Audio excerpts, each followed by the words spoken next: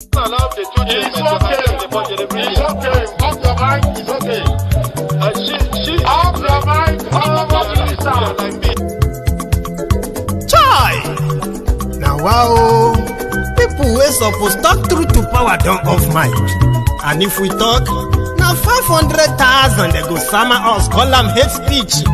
But fear not, my ego don't come. Ingo torchlight every corner, nooks and cranny of all these bad people where they spoil our country.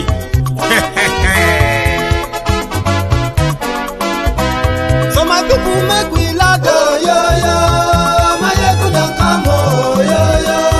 My people make we shout, oh, yo. My ego don't come, oh, yo. My ego don't come, man of the masses, oh, yo. My ego don't come, oh, yo. My ego politico, my ego don't come, oh, yo. This one not the off in mind, oh, my ego don't come, oh, yo. And in the touchlight every corner, oh, my ego don't come, oh, yo. Okay, some people be they holla say they want the power. Chai, them be promise us say we go get light and power. Nah. Them hustle sote they can't get the power. But now they know they do anything with the power. Sure. Every day, dollar just they get the higher power over naira. Still them talk say make we off mind. But thank God say my ego don't come. So my people make you laugh, oh, yo. My ego don't come, oh, yo. My people make we shout, oh, yo.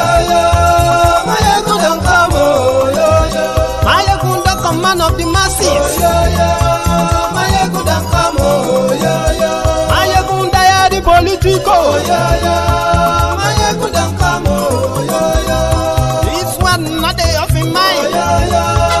My ego don't come, oh, yo. Person where they do evil, no one make person talk. Them say that my egun, that man too they talk. He too they talk. Say my egun diary, he they hot like pepper. But every day then they take money in bulk. Woman picking, they the street they hawk.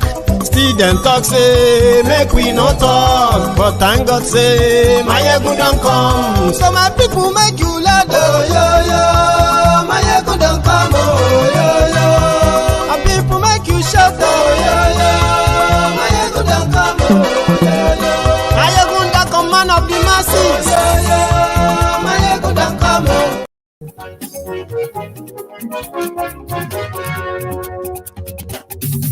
Hello there. My ego la mo do.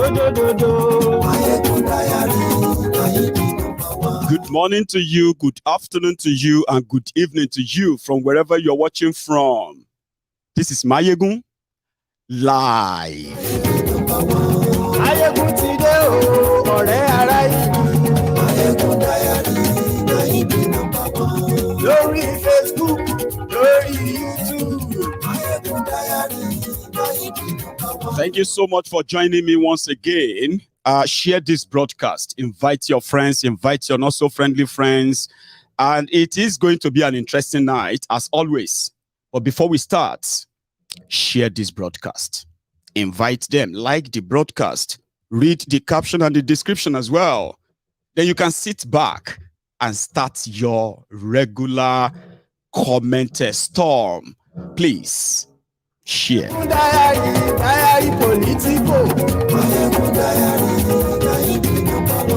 Godfatherism, kò sí lọ́rọ̀ Mayegun Diary.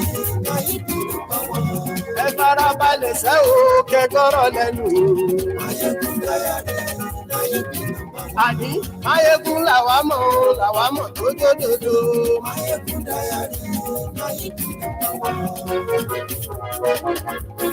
Thank you.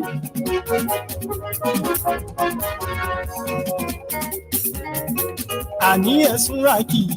Mayegun ti dé. Mayegun ti dé. Ọ̀jẹ̀lú ẹ̀sùn rákì. Mayegun ti dé. Àní ẹ̀sùn rákì. Mama Chukwudi. Lórí ìwà ní fòtì fún mi máa wọlé. Èmi ń jókì ní o. Mo tẹ́tẹ́ ní ìbò kankan o. Ẹ lọ bèrè lọ́wọ́ gbogbo àwọn Ìgbò mi lóṣòdì pátá. Kẹ lọ wádìí níbẹ̀. Wọ́n máa sọ fún yín pé mi ò tẹ́tẹ́ èèyàn kankan.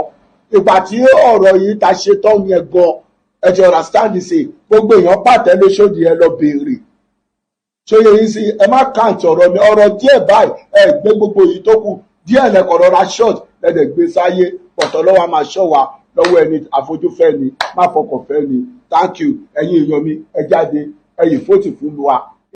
Shut up, Mayegun ti dé. ọlọ́pàá ti ń darí bá. In less than 10 hours, if you are watching this video as a replay, majority of what we are going to talk about in this video, they must have possibly happened, or they must be happening if you are watching a replay later. But to every one of you joining me live tonight, you can call this broadcast the eve of the evil day. Tomorrow is going to be very loud. And for the first time, APC, Egbekegbe, Tifnumbu dynasty, criminal dynasty, are feeling rattled for the first time in a long time. And they are ready for anything. From all of the polls, Sanwoolu is going to lose the election. But he has just one thing left, which doesn't seem to be working anyway, but one thing left. Rigging.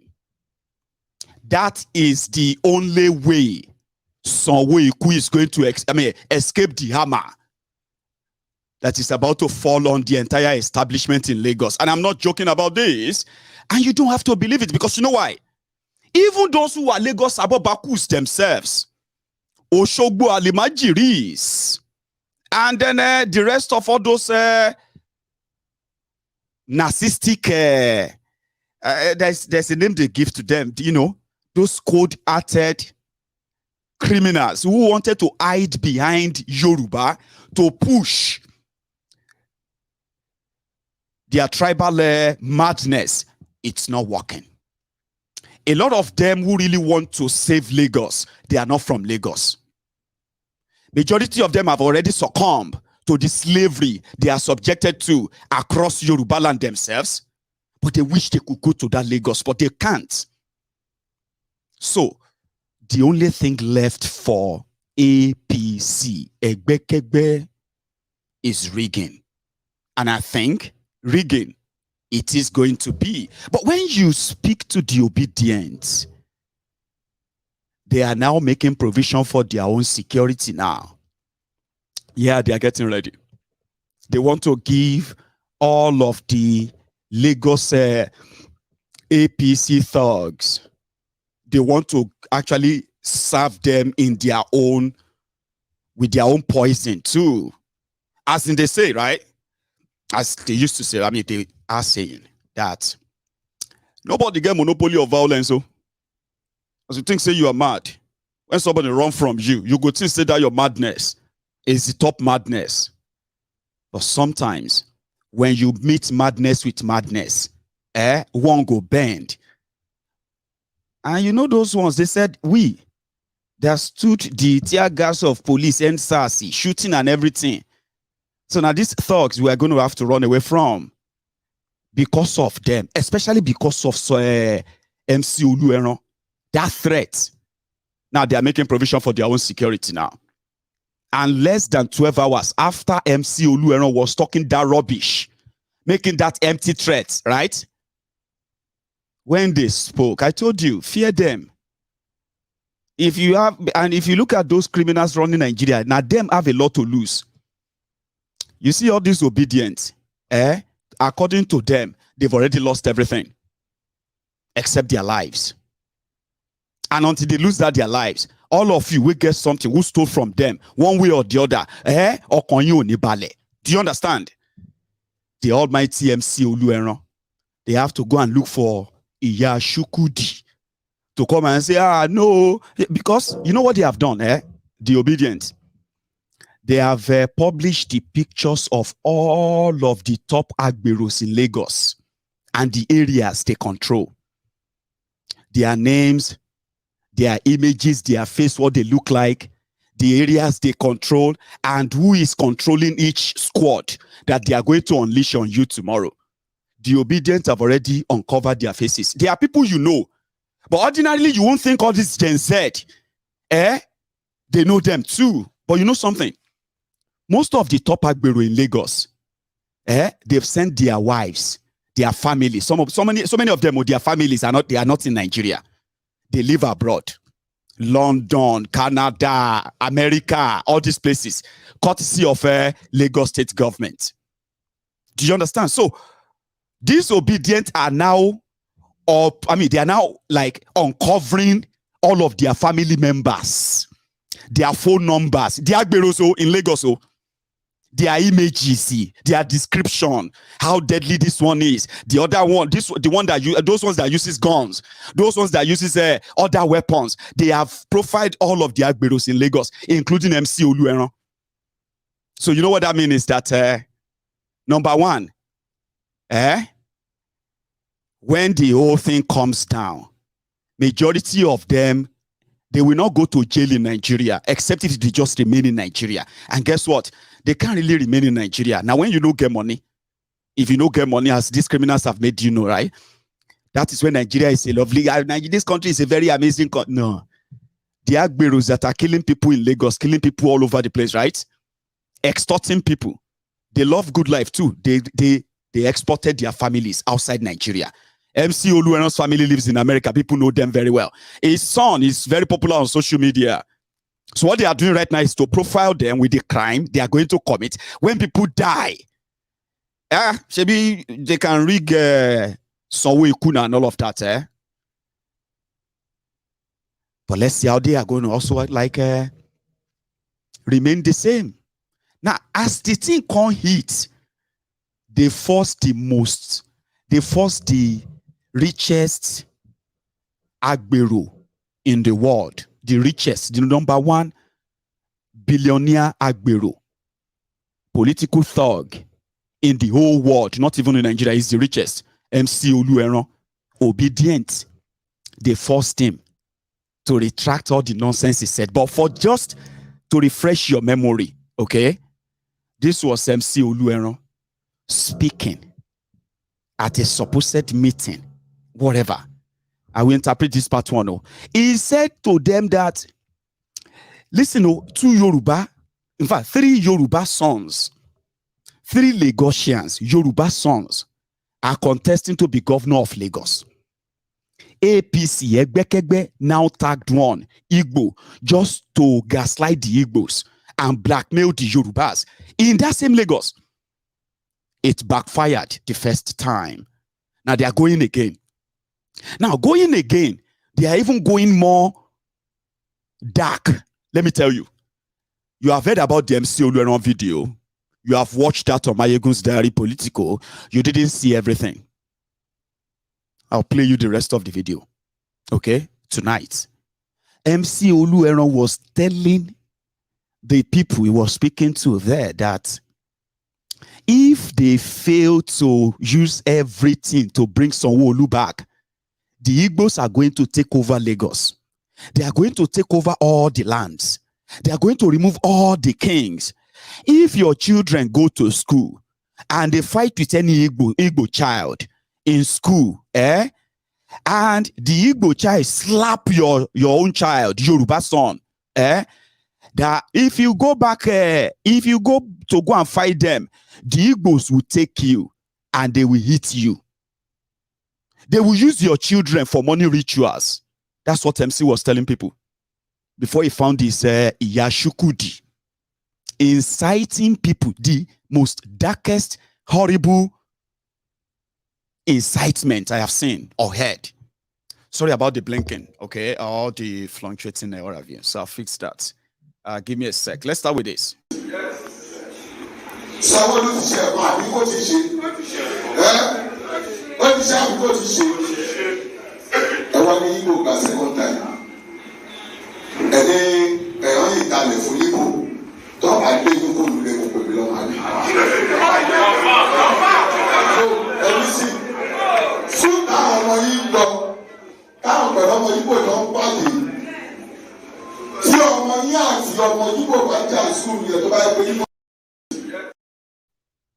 You know, emphasis on Igbo, kilode. Shofishenyini. And it's not the first time, but I'm coming. Let's conclude this statement of his.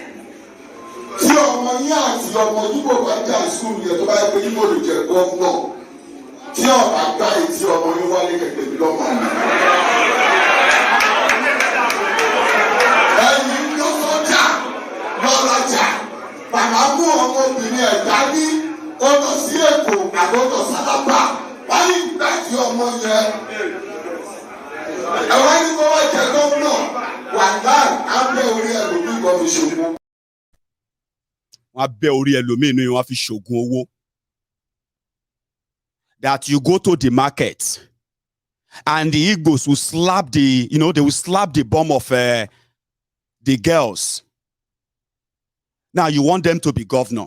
When they become governor, they will cut off your head for money ritual. That's what he said there. He didn't stop there. He continued. I think this one is even better because it's a little bit subtitled.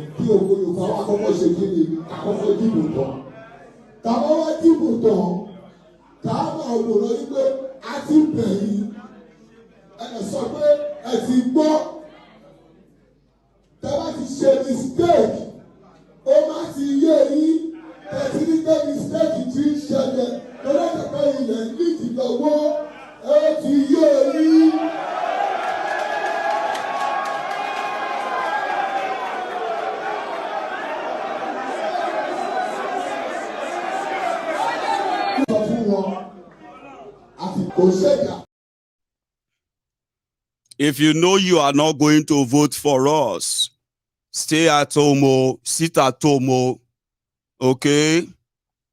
But if you are going to vote for us, you can come out. Do you want to know what that means in context? I'll show you. The Bade Boss campaign, which they continue to repeat as Igbo is deliberate, okay? They did the same thing to Jimmy Agbaje. Jimmy Agbaje, same Jimmy Agbaje.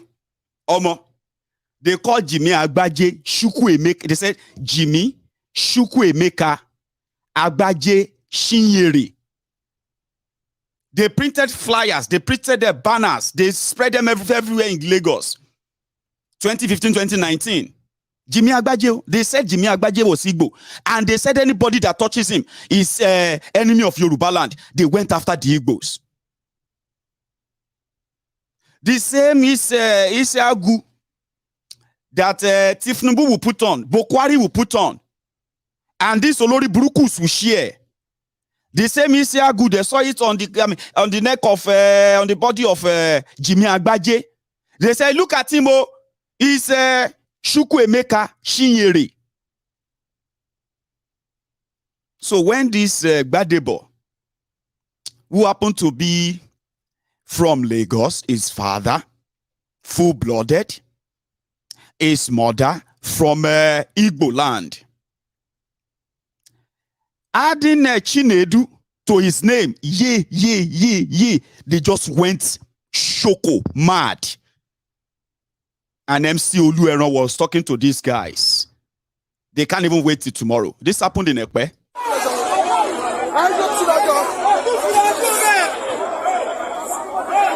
Oh yeah, daddy.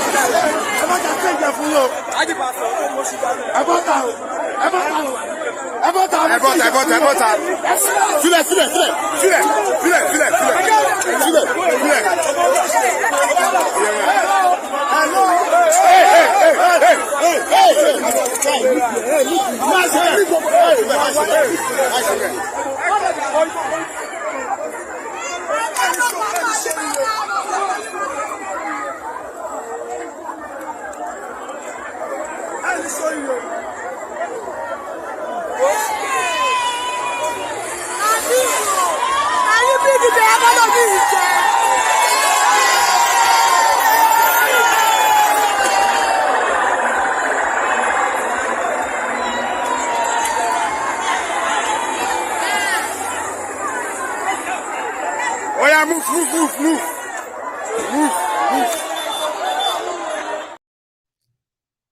So they didn't want any other opposition to campaign or talk to people and the rest. So that is their structure. They are supposed to have their own voters card to go out there and do that. I mean, they have the number. They have been ruling the state for so long, Abby. But no, they don't even want to try that. Violence and all that is what you will see tomorrow. And they are already declaring Oro everywhere. Lagos, everywhere now, all those political Oba, they are now declaring Oro. Oro ritual to appease the gods, whatever, just to further scare people. Don't be surprised if you get to your polling unit tomorrow and you find some Ebo Kankatin Kagulaya or some spiritual, whatever they will put there. All of them are these guys, so anybody will get there first, clear them out. Some people say that you should have something to bond them if you can bond them. They are nothing, absolute nothing. Trust me, they are nothing. Anyway, I told you, even the richest Agbero in the world, the richest thug, political thug in Nigeria and the world, MC Olueran, he took about Alobiweri. Because it's going to be beyond elections, Baba. It's going to be beyond elections. Then they gather data on him. They are gathering everything on everybody as we speak. Hello. If you say you are mad, just be careful. Make sure you have nothing to lose when you are meeting with those with this ObiDients. The richest Agbero. He had to go and call Chukwudi. Come, Chukwudi, let's do a video. Want to bat me jail? They want to destroy me. I beg, Chukwudi, watch this. Good afternoon, all my brothers and sisters. Abi were lele in tani brother and sister. Hey, sorry, I picked on something. And I go vote for you. But when my daughter come bring and say, Mommy, see, for social media, I surprised though. I surprised, but thank God say na small thing they make person celebrity. Thank God say myself I don't become celebrity. My people, una dey wo. Omuru nze muozo ekele. Igbo omuru nze muozo asị ya dere nno. Onye chiri nke ochi ya derela ya mma. Ana m asị ọ kwa mbọ Mama Chukwudi MC na-ekwu okwu ya o. Ọ na-ego m ahịa from time to time. Ọ na-ego m indomie. Ọ na-ego m ihe ndị ọzọ dị iche iche. O tego si na-ego m ahịa. Ọ na-ego m ahịa otego.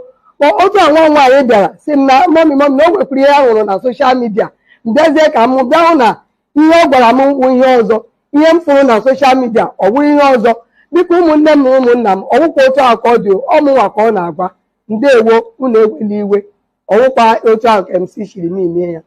Ndewo ẹ̀yin èèyàn mi màmá tí mo dárúkọ ní mítìn pé ìyá Chukwudi tó bá ti fún mi má wọlé èmi ń jókì ní o. Mo tẹ́tẹ́ ní ìbò kankan o ẹ lọ bèrè lọ́wọ́ gbogbo àwọn ìbò mi lóṣòdì pátá kẹ lọ wádìí níbẹ̀ wọ́n máa sọ fún yín pé mi ò tẹ́tẹ́ èèyàn kankan ìgbà tí ọ̀rọ̀ yìí ta ṣe tán yẹn gan ẹ ti understand ṣe gbogbo èèyàn pàtẹ lóṣòdì ẹ lọ bèrè ṣóyè yín sí ẹ má kàǹtì ọ̀rọ̀ mi ọ̀rọ̀ díẹ̀ báyìí ẹ gbé gbogbo yìí tó kù díẹ̀ lẹ́kọ̀ọ́ rọra short lẹ́dẹ̀ gbé sáyé pọ̀tọ́ lọ́wọ́ máa ṣọ́ wa lọ́wọ́ ẹni àfojúfẹ́ ni má fọkànfẹ́ ni thank you ẹ̀yin. Good afternoon. Kò ṣèjà kò ṣe wàhálà kí la fẹ́ fi tún ṣe ìfèsì wa a lè máa dúró síbẹ̀ Yorùbá wa kò má tètè dìbẹ̀ láàárọ̀ kí ògbó Yorùbá wa kọ́kọ́ ṣe kí ni àkọ́kọ́ dìbò tán. Tàbá wá dìbò tán káàmà òwòrán yìí pé a ti bẹ̀yìn ẹ sọ pé ẹ ti gbọ́ tẹ́lá ti ṣe mistake ó má ti yé yín tẹ̀sí ní pé mistake ti ń ṣẹlẹ̀ lọ́dọ̀ tẹ̀pẹ́ ilẹ̀ nídìí lọ́wọ́. owó ó ti yé yín.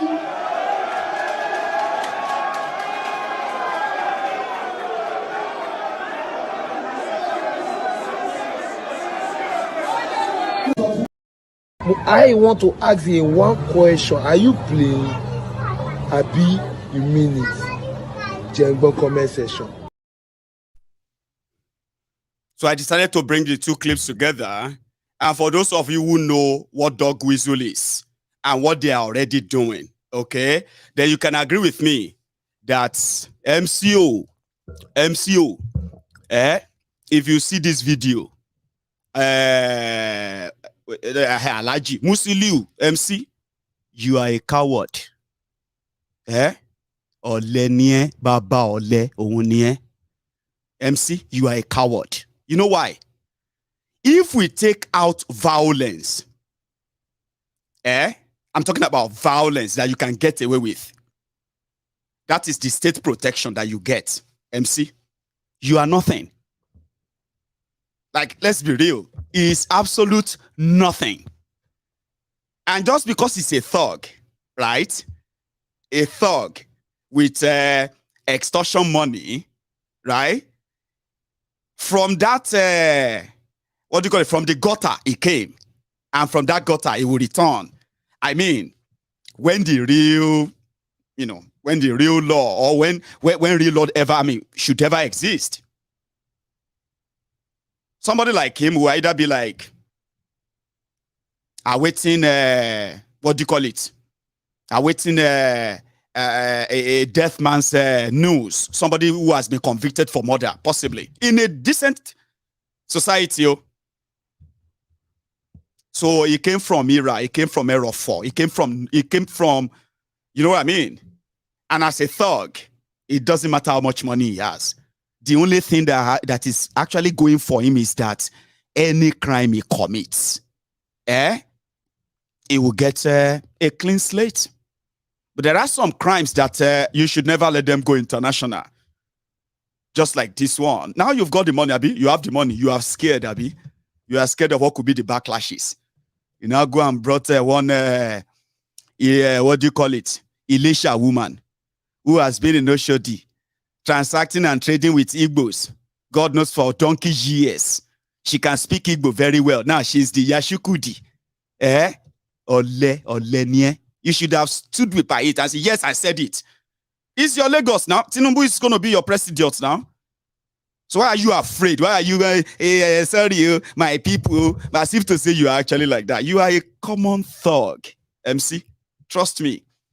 Only a country like Nigeria actually fits you. And you know why people are scared of you, so to say? It's simply because Nigeria is a crime scene. You are a criminal, right? Operating a criminal enterprise, extortion business, right? Land grabbing, racketeering, and all of that. That's what you do, MC, and you and your gang. How do you achieve them? Violence, threats. How do you get away with them? Because the system protects you. If anybody says, Mayegun, that boy, they call Mayegun. If what do you go do other than to commit a crime? What would you do other than the violence that you all know that is paying your bill? If they catch this Mayegun for Lagos, what would they do other than violence? Beat him, hurt him, scash him, and all of that. That's what you do. And guess what? You can only do that in Nigeria. You know why? Because the system allows people like you to operate. So it's a shame that despite all of that, MC Olueran, you have to go and do a video so that they say, I apologize. No, I did not threaten anybody. Weary. Whatever happens in Lagos tomorrow, you will be held responsible. People have already put up the data. Just kill somebody. Let people die. Let people die. Or, do your thing. Every one of them. You go know, say this one is like, there's going to be a global hunt. Even for your drug leader. So, I said I should put that forward. Because the era of the Igbos, having to coward, having to apologize, sorry, we didn't mean that. we will support you. Joe, please now, we are for you. I think that era is gone. Oh. They are like, no, we're not going to wait by and let you street urchins, let you criminals take your frustration on us because of elections. If you come for us, we'll actually wait for you. So yeah, nobody has monopoly of madness. And I actually support this message. If they come for you, wait for them. Go for them. They will run. Here, the Igbos in Lagos, they have a press statement concerning this. The recent happenings in Lagos since the political activity leading up to the elections came to a crescendo have been alarming to us who are referred to as non-indigens, especially those of us that are of the Igbo stock. Our kith and kin have been singled out and targeted for verbal abuses, intimidation, virulent propaganda, deliberate representation to Lagosians as everything evil, ferocious violent attacks, deliberate destruction of our means of livelihood, arson, and murder. The social and frontline media are awash with stories of attacks on Igbo and also with gory pictures and video clips of incidents. The government at all levels, federal, state, and local, have been made fully aware. They have chosen to do nothing. We have not found any protection from the state or any of its agencies. They have rather looked the other way while these atrocities happened, and to our mind, with acquiescence or silent approval. Some of our royal fathers at the grassroots level, the Ballots, have been recorded to have invited Igbo people domiciled in their communities to meetings and threatened them with the destruction of their lives and their means of livelihood should they fail to vote for the APC in Lagos State. They have boldly used video clips circulated on social media handles to issue death threats to Igbos if they dare vote for any party that is not APC. Igbos are commanded to vote for only the APC in all elections, take pictures of their ballots as they cast them, and preserve those pictures as evidence that they voted for the APC as a condition that they will guarantee their continued peaceful existence in the communities post-election period. These threats have gone viral on social media, the corporate faces are shown on video clips, and the government keeps mute. A few markets built and operated by traders of Igbo descent have been set on fire in Lagos, the latest being the motor spare parts market in the slums of Ejegunle, where at least one person was murdered. A similar event took place in the Solon Ikotun area of Lagos, where the selective destruction of shops and merchandise owned by Igbo traders was said to have been supervised by the very respected royal father of the community, the Ballot. These two incidents are in the public domain, and we have heard of no action from the government. We are aware that all these steps are being taken by the Lagos State APC to suppress the votes of any competing party in the elections. They erroneously believe that Igbos will not vote for the APC. We do not want to convince them otherwise, but we like to state one fact. His Excellency, Alhaji Lateef Jakonde, of blessed memory, said, and we quote, "Any party that has been in government for one term of 4 years does not need to campaign for votes. The visible work it has done for the people should constitute the bulk of his campaign. Why then would a party that has been in government and in power for 24 years rely solely on intimidation, thuggery, murder, and all sorts of criminality to win an election, and in that same vein single out the Igbo for victimization and direct such to a particular ethnic group, the Igbo?" We wish to state for the uptime time, the Igbo ethnic group is not a political party. It is not contesting this election. It has never contested any election in the past. It will never contest any election in the future as an ethnic group. The Igbo as a distinct ethnic group has no preferred candidate in the governorship election in Lagos State. Igbo people are members of numerous political parties, including the APC, on their individual choices, and are supporting their party's candidates. No Igbo man is contesting election for the office of governor. We have no dog in this fight.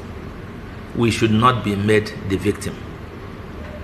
Igbos, the politicians of the APC should desist from pitching Yorubas against Igbos with vicious falsehoods dished out from their propaganda machinery just so that the APC can win the gubernatorial election. After they win this election, what next? The seed of distrust, mutual suspicion, and hatred must have been sown. How does it get taken care of? How does society move on from there? We believe that Lagos State APC can win this election and any other election without shedding Igbo or any other blood. The party surely has other legitimate means to win its election in a fair competition in accordance with the law. Sometimes we wonder if the APC realizes that they have a very significant Igbo population with them as members and followers in this same Lagos State. Igbos are Nigerians. The law of the land permits the Igbo man to live in any part of the country he chooses and pursue a legitimate livelihood. The law of the land guarantees him freedom of association, freedom to belong to any political party or none at all, and freedom to vote for any party of his choice. We reject in totality the attempt of the APC in Lagos State to deny the Igbos these rights. We consider that all that has happened in the past few weeks are likely to happen going forward. We consider all that has happened in the past 2 weeks and are likely to happen going forward a blatant violation of the constitutional rights of the Igbo-speaking people living in Lagos. Their rights to life, their rights to lawful association, their rights to vote, their rights to self-identity, their rights to engage in lawful economic activities, and their rights to hold opinions and express them. We wish to remind the governor of Lagos State that Igbos living in Lagos are his subjects. He has the duty as the Chief Security Officer of Lagos State to provide them security for their lives and their livelihood. We call on him to step up to this responsibility. Finally, we call on all Igbos living in Lagos State and who are registered to vote in Lagos not to be intimidated by the threats of violence against them, as watertight arrangements have been concluded at the very high levels to secure voters during and after elections. Just come out and perform your civic duty. It is your right. Thank you, gentlemen. I mean, it was very clear, wasn't it? Somebody said that, okay, I noticed that two things while we were listening to that gentleman, that elder there, right? One was somebody saying, brother, thread carefully. And I bet you are saying that to me because of what I said about MC Olueran. Alolori buruku lo poju no yin. You don't know. Olori buruku lo poju no yin. Majority of you who actually defend them, you actually support what they are doing. The extortion, the criminality, you do, Abi. Therefore, MC Olueran has become so powerful that Mayegun has to be, Mayegun brother, you need to be very careful. Nikure. You have no idea sometimes what it means, what is called a politically exposed person. MC Olueran already put himself on the platter. Sure, you get. The ideal thing is what? Is to push him more and push him more and push him more. So if a threat of I have to thread carefully is a subtle way of saying, Mayegun, we can deal with you too. I want for dying, not even call you Tifnumbu. I'm so sorry that the slave mind that they have dipped many of you into, which some of you actually took willingly. I'm so sorry that it doesn't really work on everybody. There are some of us that can track MC Olueran with the moment he wants to leave Nigeria, put up a petition against him and get him arrested outside Nigeria. There are some of us that can do that. Do you know that? So if there's anybody that some of you should be advising right now, it should be MC Olueran. The coward. Advise him. So you don't know. There are some of us who can track, even your president, we can track the movement of your president, track the movement of your politicians, especially if you are really have interest in them. And let them kill people tomorrow. Petition can rise up and then MC Olueran's name will be put there. And then you will see who should be careful. Once they turn you to that slave, it doesn't matter how old you are. You become let me advise you. Hey, brother, you don't understand. But you see what that man said? The second one. Sanwoolu said, Mayegun is like you are now becoming anti-Yoruba. Alolori buruku niye. Sometimes I do wonder, Iboloti war in Jadi, where did they bring you out from? You are on Mayegun's diary political. And then your easy line is to now put APC and Yoruba interest side by side. Nikuri to re-election. So, because of election, Mayegun talking about TETFUND APC, Egbekegbe is anti-Yoruba. Ogun lo ma pa gbogbo yin danu. Leyo koko Ogun le ma pa yin. But Nigeria apada pa yin danu na ni. I have told you, you won't see. You were blackmailing people, calling them Omoale. You are also gaslighting people, the Igbo people. Yeah. Why? Because you bunch of cowards. You can't tell yourselves the truth. The Yorubas hold the highest population in Lagos as we speak. Yet, you are still fixated on the Igbos. You are calling those Yorubas Omoale. Those Omoale. They are now saying that I am a proud Omoale. The only thing that is left for you in Lagos tomorrow is rigging. Ogungbo. That's the only thing that is left. Any other thing, blackmail, Shinedu, the rest of that, you know what I mean? Even Togri, rigging, that's what is left. Rigging. If that should fail tomorrow, if those ObiDients should come out en masse tomorrow, majority of them are Yorubas. Your blackmail don't work on anybody. You bunch of jobless, lazy, ethnic bigots. Honorable, stash clothes. One Agbero from one pack. Honorable, do you know who I am? Who are you? A thug, glorified thug. You tell people, you warn people, you threaten people. That's what you do. Hey, watch your mouth. I remember when they used to tell me, I think that was like years ago. Mayegun, think about your future. One day you will want to become something in Nigeria and everybody will begin to use all these things against you. Mayegun, don't you have ambition in the future? Sir, Olori Brukuni. Nobody waiting and turn you to be that. Political ambition. Any small thing. I'm an activist, then political ambition. So your future into the kite. And you're sheer 5 years ago or 7 years ago. So you are coming here now to blackmail me and say because I'm talking about APC and the damages they have done, including the threats they are making. You turn around and say, Mayegun, you are becoming anti-Yoruba. Fulani terrorists are terrorizing Yoruba land for years. Mayegun was here saying, what are you doing? Let's speak up. This is so wrong. Where is TETFUND? You are defending Bokwari.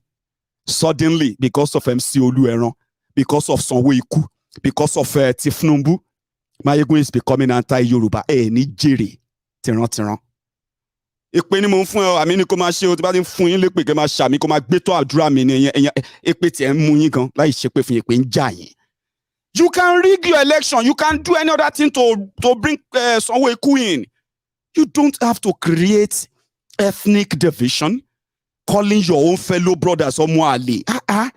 Because of what do you call it? Ọmọ onílé agberos, apààyàn, bunch of extortionists, criminals.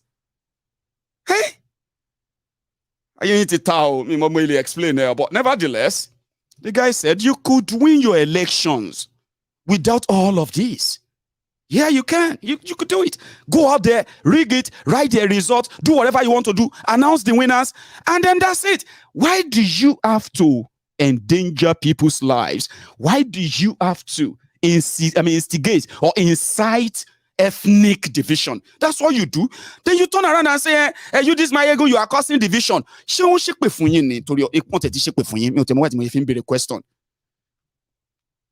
However, tomorrow is tomorrow. I have said it all. You will see what will happen tomorrow. Oju ema boma ye oju temi. Yo te oju mi dada. I am only here to tell those that have already pressed your neck to the corner. You have pressed the neck of your leaders to the corner. Jide turned to Usher. After turning to Usher, Jide turned to DJ. Jide, he turned to DJ inside the club. Jide turned to hairdresser, shoemaker, phone repairer. All within the last 20 days. The people that are pressing your neck, I just want to tell them to please manage their expectation. They are going to do the worst of the worst tomorrow. You are going to suppress them and push them and expose them, of course. Because now go do the shocker, not this way. We know what they want to do. But this is the 40-year-old young man, 40-year-old young man that is turning all these agberos to lunatics everywhere. Then they run mad. Unfortunately, majority of them, they will not be able to go to Lagos to save Sanwoolu. They will only read about it and wish that the TETFUND dynasty, TETFUND political criminal empire is safe. And then they will abandon Yoruba, this Yoruba, that after that. They could concern them with Yoruba. But Badebo Eko and Fun Olorun meet your next governor of Lagos State. My dear Lagosians, as our campaigns come to an end, it is with the deepest sense of gratitude and humility that I address you today. First, to thank you with all of my heart for the love and support you have shown me over this election season. The outpouring of love, steadfastness, and fearless dedication to the task of rescuing our state and country from corruption, poor governance, and criminal godfatherism. You have been consistent. You have stood firm. I want to especially thank the ObiDients movement and all supporters of Labour Party. Never before in this country has a stronger message been sent to the corrupt establishment. We all sent a powerful message on February 25th, and winning Lagos was historic and unprecedented. You came out in powerful numbers and made it happen. They said we did not have a structure. You showed them what a structure and what the new structure is. The establishment, the godfathers, and the political acolytes have all heard you. They now know that when people rise up in unison to say enough is enough, their structure of thuggery, voter suppression, and rigging is not enough to stand against the will of a united people. In the words of Victor Hugo, no army on earth can stop an idea whose time has come. We must not let them divide us. We have shown them that 4 people tweeting in a room can build a powerful, resilient political movement, and now they are trying to divide us. We must not allow them to succeed. We thank the leader of this movement, His Excellency Peter Obi, for showing us that a new Nigeria is indeed possible, with determination, courage, and the will to actually bring love, good governance to the people. And I want to remind every doubter that the Labour Party, backed by the energies of our young people and people that mean well for the people of Lagos, defeated a 24-year-old structure of corruption, and we are going to do it again on Saturday. Our courage and confidence is backed by the hopes and dreams and our laser focus and determination to free Lagos from the shackles of those who would rather let us in our dear state suffer gross underdevelopment. Underdevelopment that's seen in every local government all across Lagos State, from the riverine communities to Lagos Central, to Lagos Island, to Lagos West, to Lagos East. As long as one person's pockets is stuffed with our taxpayers' money, which in turn they use to corrupt our electoral process and try and buy their way into power. And if we let them, they also corrupt our entire judicial process. So this is bigger than a war to redefine the pathway for Lagos. It's also a battle to redefine the pathway for Nigeria. We must create a hope that will burn for a new Lagos, a new Nigeria that is focused on the people. When our opponents realized that they could not match us in terms of competence or character, or even accountability or transparency, they avoided all the debates, over 5 debates. Then they unleashed the most cynical type of campaign.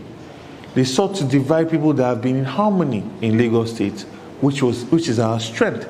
Lagos State is center of excellence because of this harmony and welcoming nature of our people.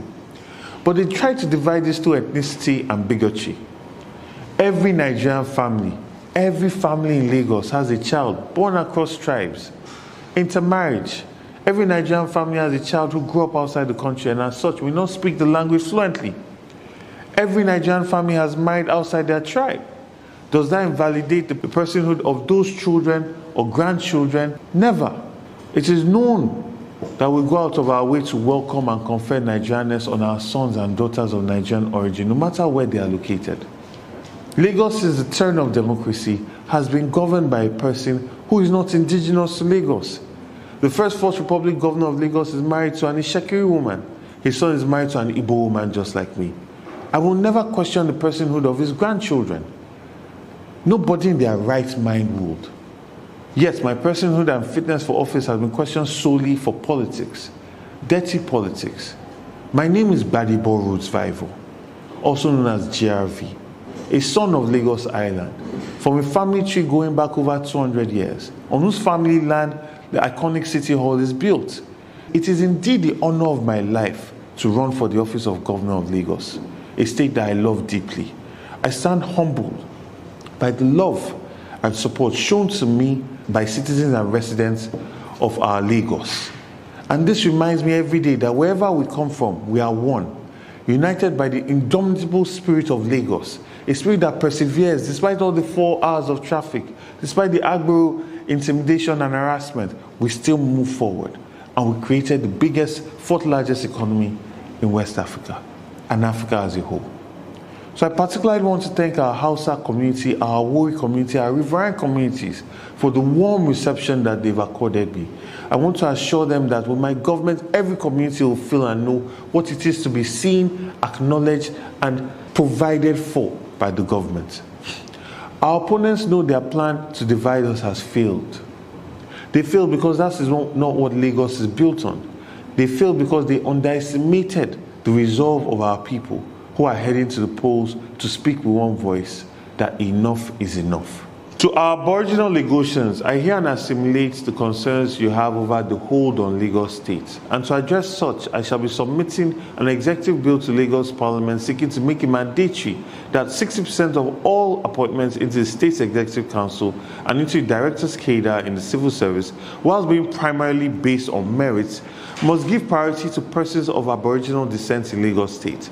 I shall also cause the Attorney General to constitute a judicial commission of inquiry into all land acquisitions done by Lagos State in the past 24 years, principally with the intention of ensuring that justice and equity is brought to bear in the administration of land resources in Lagos State. The good people of Ekpe, where the Tinubu hegemony has grabbed ancestral lands with impunity and sold them as beneficial owners without due process or compensation being paid to the Aborigines, we have heard your cries and we are coming, and we are touched by your pains. To the Ogu people of Badagry, we do not believe you are any less Lagosian than the stranger that Lagos has nurtured for 24 years and under whose watch your lot has become progressively worse. To the various young and dynamic men and women whose innovative proposals to the Lagos State government have been stifled and usurped by friends and family of the APC hierarchy in Lagos State, stifling innovation, such practices will not be condoned under my government, and we shall look into addressing past cases of injustice. Our government will focus on pushing innovation and creating a government of the day and the future. The APC government of the last 24 years has primarily offered Lagos tokenism, fear and intimidation. Tokenism by doing token projects here and there to give the impression that they are doing something, which they do primarily as jobs for the boys at 4 times the real cost. They propagate fear and intimidation as currently you are getting rumors, Uru Festival, videos being put out intimidating voters. But if they have done their work, they will feel no need to harass or try to suppress votes. And this lie that they've made to the civil service that I will sack them is completely false. In fact, My plan is to ensure that we pay the civil servants a living wage so that we reduce the potential for any bribery and corruption in the system. In fact, we'll be hiring and increasing their salaries, and the same goes for the intimidation of market women and transport workers with Agboros and their efforts at intimidating Lagosians from exercising their voting choice. All these will stop it by government. We are aware of the plans of our opponents to disrupt the electoral process using thugs. We have also noted the declaration of Oro Festival in various parts of Lagos, a clear attempt to scare Lagosians away from coming out on election day in order to suppress votes. I also understand that many Lagosians are thinking about the situation and are worried about their personal security on election day. Let me use this opportunity to reassure you, my people. I and my team have spent the last week interfacing with leadership of the security community all across Lagos State. These meetings have additionally helped us as stakeholders to understand the election process and improve it with intelligence available and make that intelligence available to our security forces in order to help them do their part to ensure that we have a safe election day. We say it again emphatically, we will resist any form of intimidation or harassment on Saturday because our votes must count. Getting everybody safely to and from the polls is a responsibility that I take very seriously. And to anyone looking to disrupt the elections, which include voting and result collation, I urge you to have a rethink. A new government is coming to Lagos State, and we will not look away from established cases of electoral violence as has been done in the past. The liberation and rebirth of a new Lagos is now. It is time for our Lagos, and this birth comes on Saturday. Exciting days lie ahead, and all that's required of you is come out and do your part on Saturday. So elect new leadership for our beloved state, and I'll surely do my part to ensure that those votes count. Thank you, and God bless Lagos State, and God bless you as we create our Lagos. Thank you. Modibbo. Now, I can give you the summary of all is said and why they will do everything to stop him.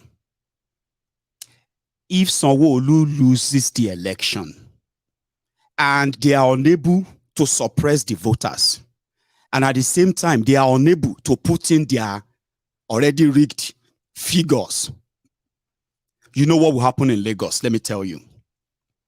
Number one, for the first time, you are going to know how much Lagos is really generating.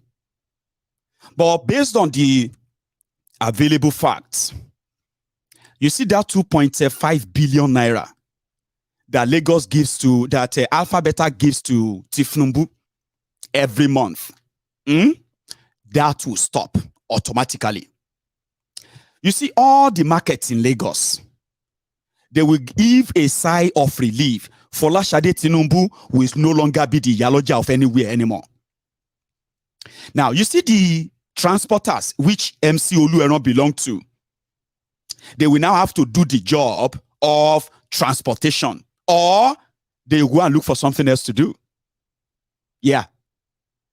The job of transporter is what? To transport people to fro and fro, not to go and extort hawkers, pure water sellers, shoemaker, cart pushers, and all of them, extorting them, and including dispatch riders. All of that will disappear.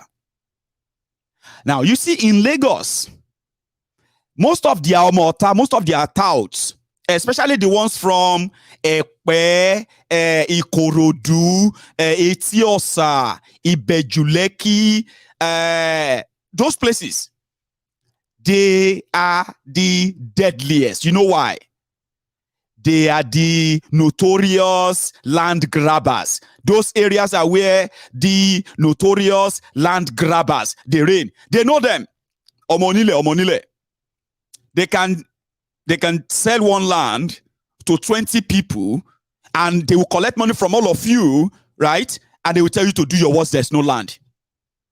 Because they are protected by the state government. In return, the state government, the APC government wants them to help during elections by suppressing voters, unleashing violence. So once they do that, and APC is in government, whatever crime these criminals have committed, and majority of you are the victims, you know that, your parents and all of them. So apart from that, there are some personal things that if you go to Lagos, you won't believe they're happening. Somebody shared a video of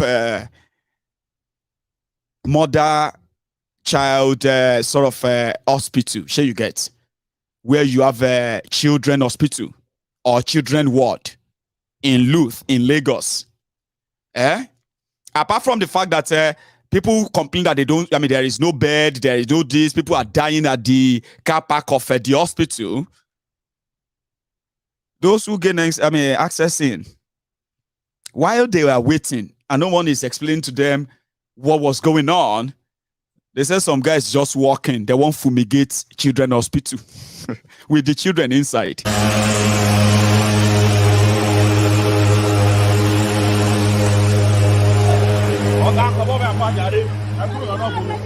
Let me move there.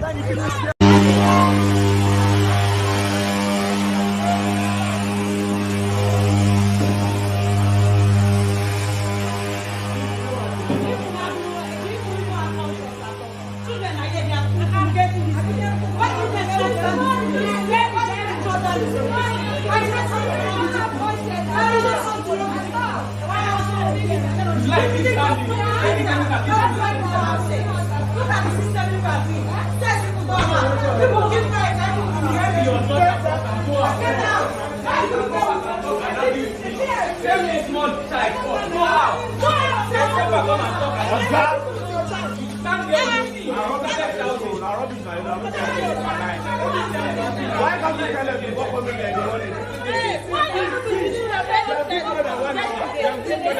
Why did they tell you? Give me more than 1 hour. More than 1 hour? Yes, more than 1 hour. I've done this before. I have very right. He said that we could do first.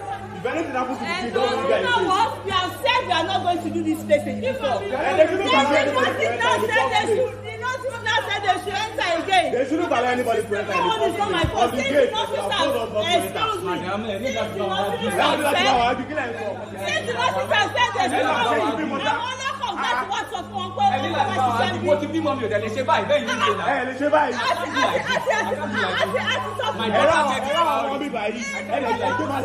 It's for your own sake. It's for your own sake. It's for the sake of the patient. You put the banner outside and nobody should enter inside this place because these are going to be information. You say that's not your concern. No problem. You meet them online. No problem. No problem. Kí lorúkọ yín? Ẹ máa bára yín online ẹ mọ̀. Orí yín ti dàrú gbogbo yín. Ẹ máa mọ̀. That's Lagos. You know, when I say it's a mega slum, don't get deceived by all those fancy things that all these ombuds slaves are sharing on social media to make you think it is worse than slum. Lagos, stinking, dirty, terrible road, horrible traffic. Then you have the agberos. You have the jobless youth who are also going to be robbing you in traffic. It was like a mad asylum. Then the police are there too, chasing you, looking for money. If you enter hospital, they fumigate you to death. They say you go to the hospital with one sickness. If you go there, say you get cough, and come out of their hospital with blindness. They say, I can't see anything. Ha! You can't, what happened? Which injection they gave you? Now cough, Now cough injection. As then give me that injection. As cough stop like this, my sight disappear. Did the injection go to your eyes? That's the kind of stories you hear from Nigerian hospitals. They say, yeah, that woman, they forgot a bowl inside their stomach after operation. How could you forget a bowl and scissors and hammer and chisel inside somebody's belly? We work, okay, it's not funny. I'm just letting you know that that's the country. Now, talking about elections, by the way, there are some who believe that Peter Obi won't get access to INEC election materials before the deadline. Therefore, he won't have substantial evidence to nail INEC. And INEC is playing the hide and seek. Out of 36 states, they only gave Obi access to 2 states. Even the 2 states, he no complete. So some young people are saying this. I'm coming back. Results. I think there is one I wanted to add as well. Okay, you've seen that of hospital with children put in harm's way in Lagos. When was the last time when was the last time you visited Jankara? Do you know Jankara? You remember Jankara? Jankara in Lagos. It's inside Lagos. So I'm not talking about Dubai or whatever. I'm talking about Jankara in Lagos, not Jankara in Turkey.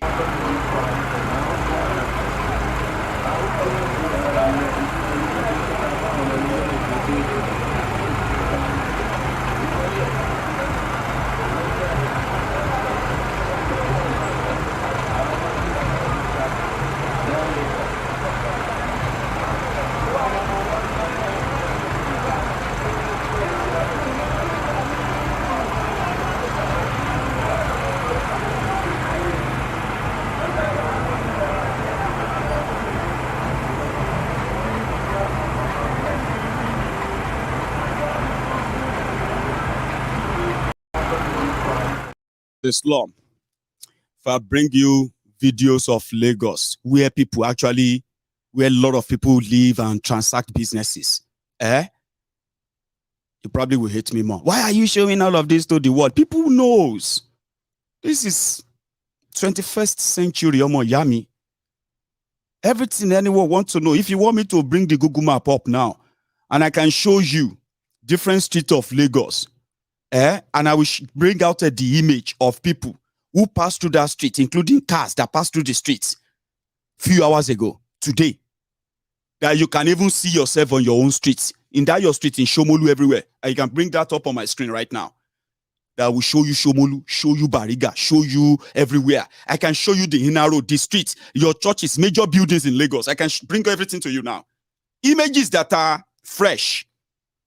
Why are you lying? They are trying. I say, ain't been no slum. But here. Results. Ordinarily, they expected that we jump to the street so they can take advantage to damage our evidences and cause social unrest. But we truly beat them to that game. Ours is to remain resolute, determined, and focused towards reclaiming our mandate that was stolen, which by God's grace we must surely recover. We never expected the journey to be smooth or free from challenges, but we are ready to face the storms, however lengthy and tortuous it may be, as long as we regain our freedom and restore true democracy in Nigeria. On a specific note, we have an election on Saturday, 18th March 2023. The governorship and state houses of assembly election across the country. This election have given us another opportunity to identify true obedience. It is important to note that the Labour Party stands by all its candidates in the election across the country. But of more significance is that our protest against the electoral fraud on 25th February 2023 begins on Saturday, 18th March, at all the polling units across the country. In the last election, they said we are 4 persons tweeting in a room. But to their shock, we took over the space. And despite all the fraud, they were able to allocate over 6 million votes to us, even when they know that ObiDients are more than 15 million people having PVCs to vote. We must protest by coming out en masse to cast our votes for the Labour Party governorship and houses of assembly candidates on this Saturday. This simple assignment is the first step in telling the world that Labour Party truly won the election of 25th February. Let's show opposition that we are resolute in the project of taking back our country. We must at least capture Lagos, Rivers, Enugu, Edo, Plateau, Benue, Taraba, Abia, Anambra, and in fact, all the south, and southeast states in this coming election. This we must do to prove that we are irreversibly obedient, and we must stand up to challenge the status quo. And I beg all the youths, all the security agencies, and some INEC officials who are opting to be ready tools in the hands of the old order politicians to think twice. Do not join in oppressing and intimidating Nigerian youths. Do not join, I repeat, in oppressing and intimidating Nigerian youths at the polling units across the country. The life and future of Nigerian youths matter, and that is why we are becoming more obedient. Enough is enough. In conclusion, I urge you, my fellow obedients, to desist from any selfish desire and focus on making an obedient political statement on Saturday election. Despite your choice of candidates, come out and use this opportunity to prove that His Excellency Mr. Peter Obi, the president we know, the waiting president of Nigeria, truly won the election. God bless our president in waiting, Mr. Peter Obi, and Vice President, Dr. Dati Baba Ahmed. God bless the obedience. God bless Nigerian youths. And God bless the Federal Republic of Nigeria. He is not in any alliance with any political party with respect to this election on Saturday. We are going into this election, in fact, to make a statement. All our candidates, even places we do not have candidates, anywhere we have Labour Party on the ballot paper, we will vote for Labour Party. And I urge all Nigerian youths to take advantage of this Saturday's election to prove that they truly voted for Labour Party in the last election. So there is no alliance with any political party. All we know is Labour Party. And that was why I mentioned in my statement that every obedient should forget about selfish interests and focus on making a statement on Saturday. Because the world will watch and see if truly Labour Party has become a movement, of which it is currently in Nigeria. Thank you so much. I think that is why we have called for this press briefing. I think that is why we have called for this press briefing, to be able to tell Nigerians that the truth is that the obedient movement is under the umbrella of Labour Party. Labour Party is a political institution that is known, that you will see on ballot paper, not Obedient Family. Obedient Family is not a political party. Obedient Family are people that believed in the ideology and the candidacy of Mr. Peter Obi. Many of them were from several political leanings and several political parties, but they believe that the time has come to take back Nigeria. But for the purpose of the injustice meted on that candidate they believed in, they have to vote Labour Party on Saturday. So for those of them that are endorsing any other political party, it is not Labour Party that endorsed any candidate. Obedient whatever, support group whatever, may go and endorse any candidate. But the Labour Party that I belong in as a political party have never and will not endorse any individual. Thank you. If you listen very carefully during the press, when I was reading from my document, I mentioned that Lagos is critical and Rivers is critical. And we are not joking about it. We are taking back Lagos. Yes, obedient youths in Lagos have also determined. And that is why I'm concluding with this, because I've been in contact with a lot of youth groups, associations that are youth-oriented. And we have made up our mind to deliver Lagos to Labour Party. At least it's one of the statements that 2023 election will be left with. Same thing happens across the country where we have governorship candidates. Because those of them that we are cross-carpeting, like I said recently in a press conference as well. Many people are in the bank because many people are dying. Everything are doing. Pressure ti wà. Mbazo Yorùbá. Gbogbo nǹkan ṣẹlẹ̀ ń lu yìí. Pressure ti wà. Èyìnbó kò ṣe sọ. Sẹ́yìn ilé ẹ fún wa lówó wa ànáwó ẹ wá sọ wá di lazy youth náà ẹ sọ wá di lazy youth òun ni mo wà ní táìmù yìí tí mi ò lè lọ bí iṣẹ́ kò sówó kò èmi kọ́ lè. Many people are in the bank because many people are dying. Everything are doing. Àmọ́ ìbò sọ pressure ti wà bá sọ Yorùbá ẹ wo gbogbo nǹkan ṣẹlẹ̀ ń lu yìí pressure ti wà èyìnbó kò ṣe sọ sẹ́yìn ìlú lé ẹ̀ fún wa ló. Do you get that? I told you about the ObiDients yesterday, and if you haven't really acknowledged, if you are yet to acknowledge the real threat they pose to the establishments, disrupting their plan in their own game, then you understand why Sanwoolu and the MC Olueran and the rest of them, they will do anything. But guess what? It's not just Lagos. Somebody left major party in Nigeria. They said if he's not comfortable, he should go and start his own party. So he left PDP and led the ObiDient with him. They joined, they joined Labour Party. A party that is just existing in name.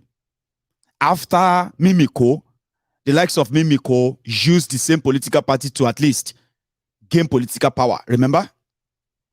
Then he resurrected Labour Party with the ObiDient and then disrupted the entire political process, defeated the establishment. They had to rig him to third. Now they can't even prove it.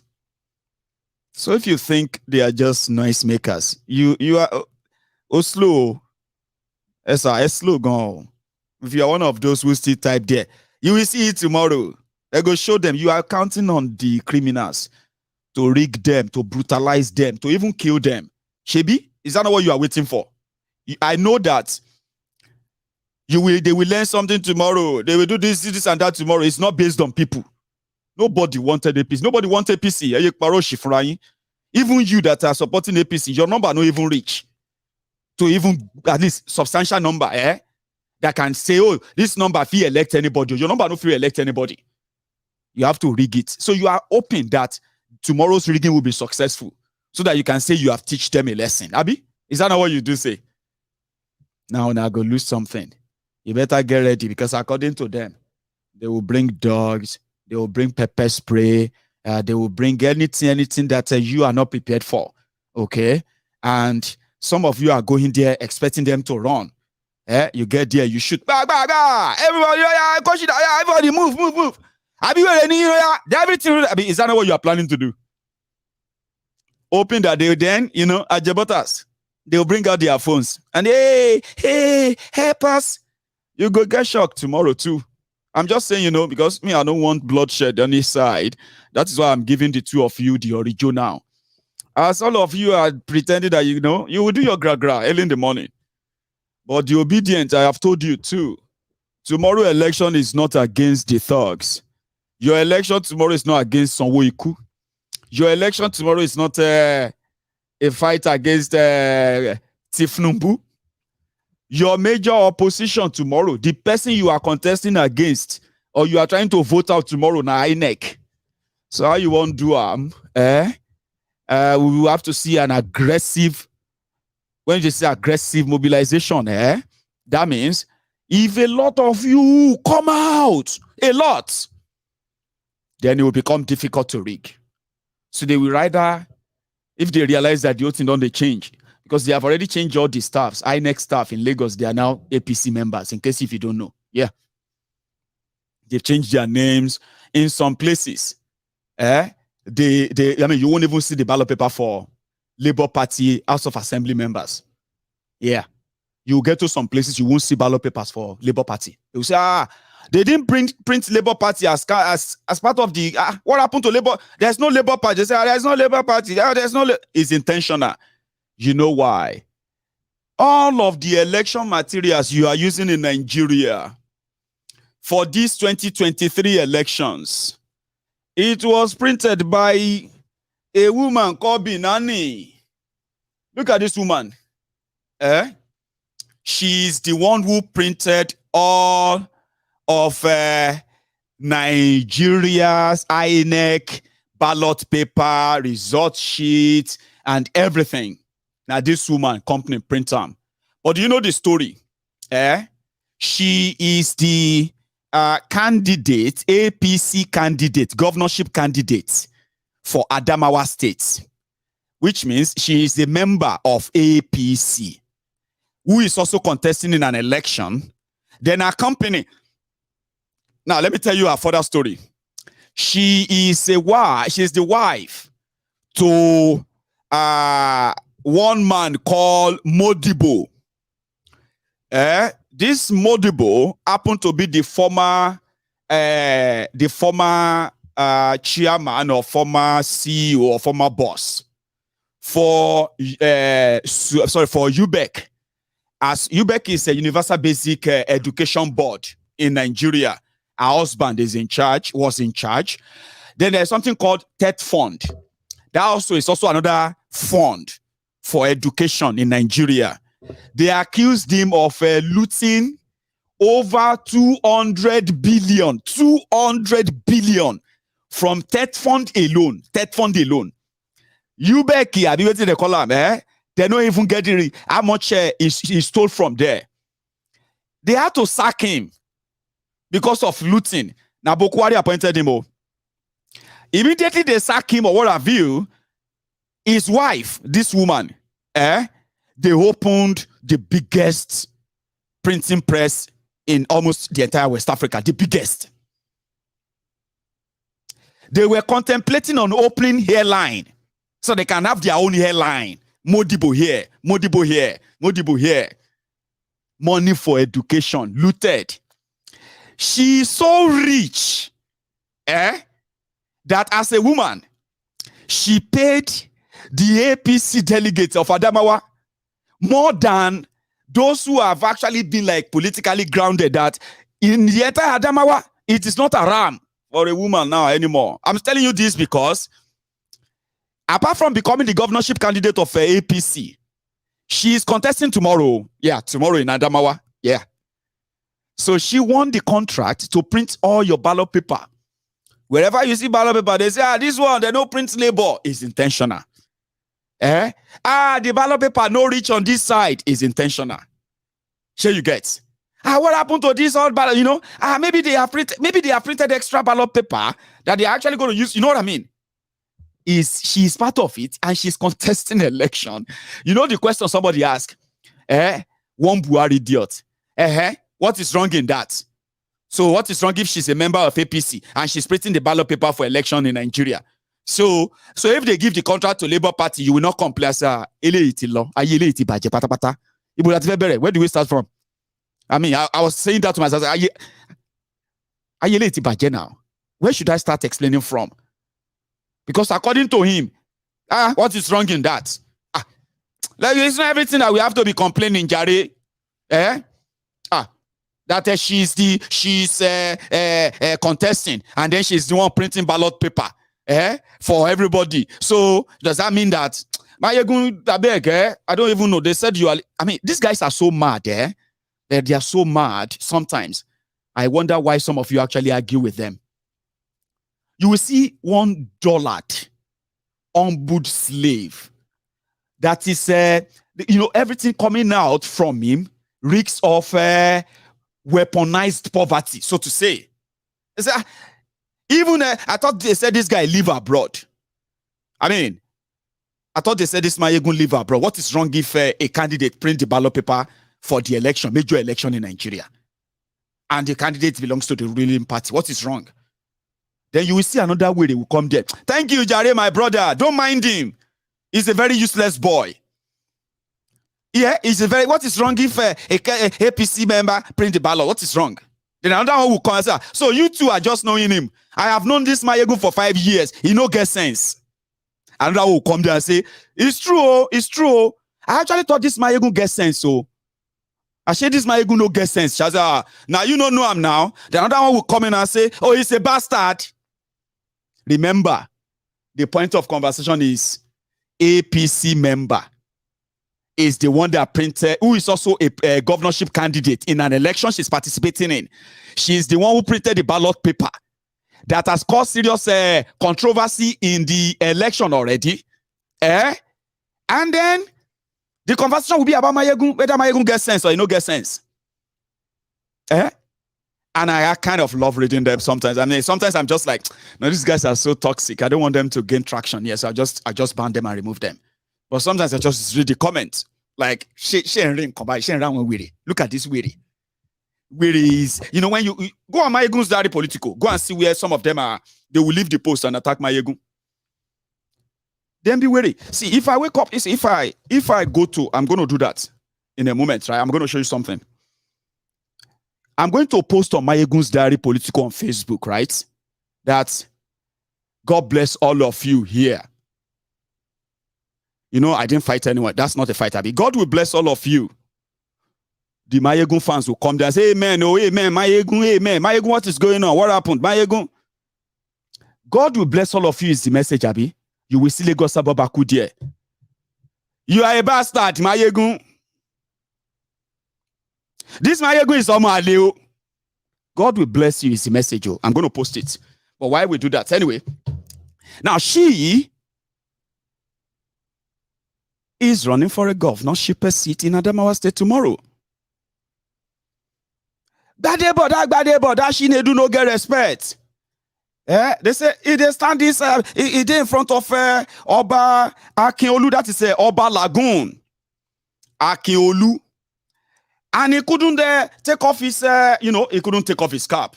Of course, in Papa took. You see all those elders. They took off their cap, and I bet that some said that maybe it was because when they were taking the pictures, right? It was the time that his cap was on his head, and I said, "Omo, we'll talk the truth, whoever are those advising Gbadebo, they didn't, even though, hey, hang on, no. Sorry, give me 1 sec. So, even though Akiolu, Oba Lagoon, Oba Yeye, retired police officer that got crowned by retired heroin kingpin, Tifnumbu, they don't go to his front and apologize. I mean, they don't go to his front and then respect him. He's not respected. Sure, you get me. I don't lie you. Now, APC people, they try so pretend that they respect him, but they don't respect him. Nobody respects Akiolu that much because he's Oba Yeye. Just like this. Look at that boy. That's Sheyi Tinubu. That's Sheyi Tinubu. And Akiolu, Oba of Lagos. They say, I play that they play. You know mean. Look at this one. Right? Obediently standing in front of the king, possibly addressing him or telling him why he was there. And he should have taken off his cap, speaking to him. Sure you get. But if you are angry with this, and you are not angry with this, do you know that you are an alabosi? So I hope you get that. Anyway, going forward, here is one I actually also want to share with you. Just before somebody said that we should. So if you don't know Binani very well, now the woman be this.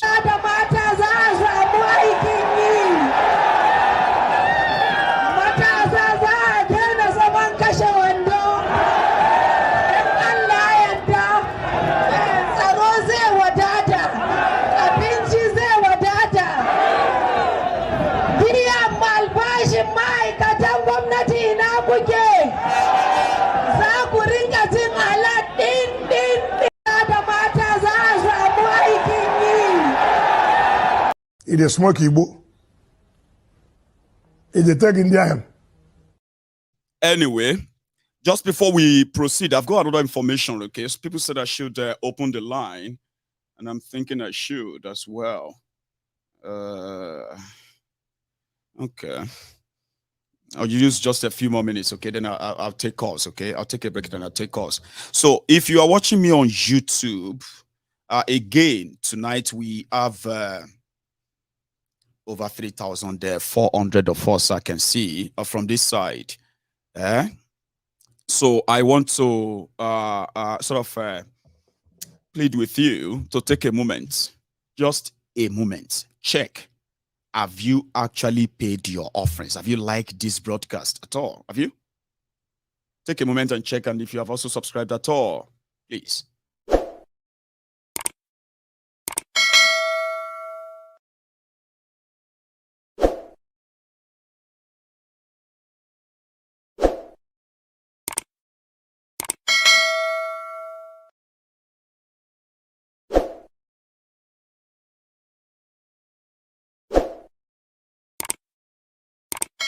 One of the damages done by the little Hitlers who are ruling some of the states in Nigeria, the oil-rich states, especially in Nigeria. Take a look at this, this diagram, okay? It was put together from the data from last year. Check how much these guys got paid in that year. Check the number of the poor people. I'm talking about multidimensionally poor. Multidimensionally poor is that the people who are like extremely poor per state. And then check the out-of-school children. So these are other hegemony that cut across Nigeria, which are the conduit pipe, even though the center can be destructive. Sure you get, can be very destructive.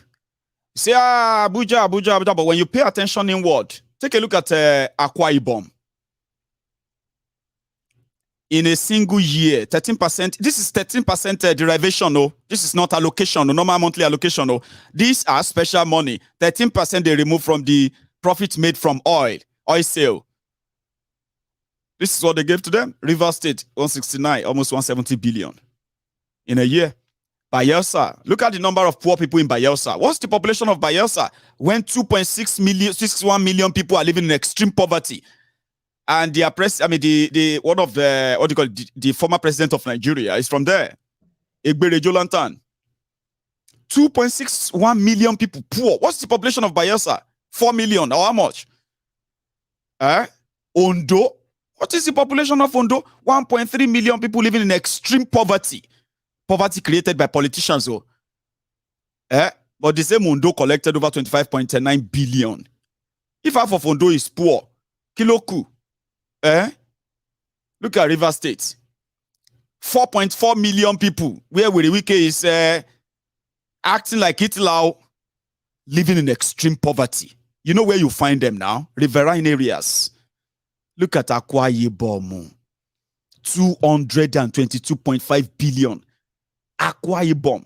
And then look at the number of poor people. 5 point what? That's like 90% of the population poor in Akwa Ibom. So look at Delta states, where Okowa dipped his state in perpetual debt just to fund Atifu's dream. Now look at that. Delta State, that is more than half, more than 70% of the population of Delta living in abject poverty. What about the children? Look at the children, look at that number. Come on. 50,000 size stadium. What is the size of Emirates Stadium in London? What is the size? What's that size of Stamford Bridge? Your stadium in Stamford Bridge, what is the size? The capacity?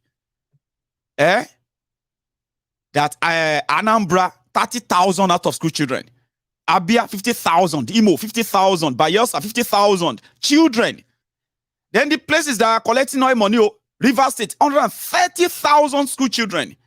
Children that will never get proper education. They're going to grow into ignorant adults that would have to God help you, God help all of us. So imagine if you have to put 160,000 people inside Stamford Bridge. So that means you will need, you see that Manchester United Stadium, what is the capacity? So imagine going to Manchester United Stadium, right? And then the entire place is full of children who are supposed to be in school, but they are not there. Then they have the size of that Manchester Stadium, like 30 or 50. That's how much the number of destruction that awaits Nigeria. The future is not there. They've ruined it. They've destroyed it. Here you get. They've destroyed that future. And if you want to destroy a country, just destroy their education. It's going to be a free-for-all. Anyway, I'll keep the rest to when I start talking to people who calls in, okay? So they said you should ignore any Oro. If you see anybody, they say they are doing Oro, Eluku, all this. Ikorodu, they won't do Oro. Don't believe them. Go out tomorrow if you want, if you're part of participating in the election, right? And ObiDients, trust me, I am going to be covering the whole thing for the whole day. You can count on me. And you know why you can count on me? Is because I don't have any dog in their fight, too. I want TETFUND dynasty to be destroyed. Totally.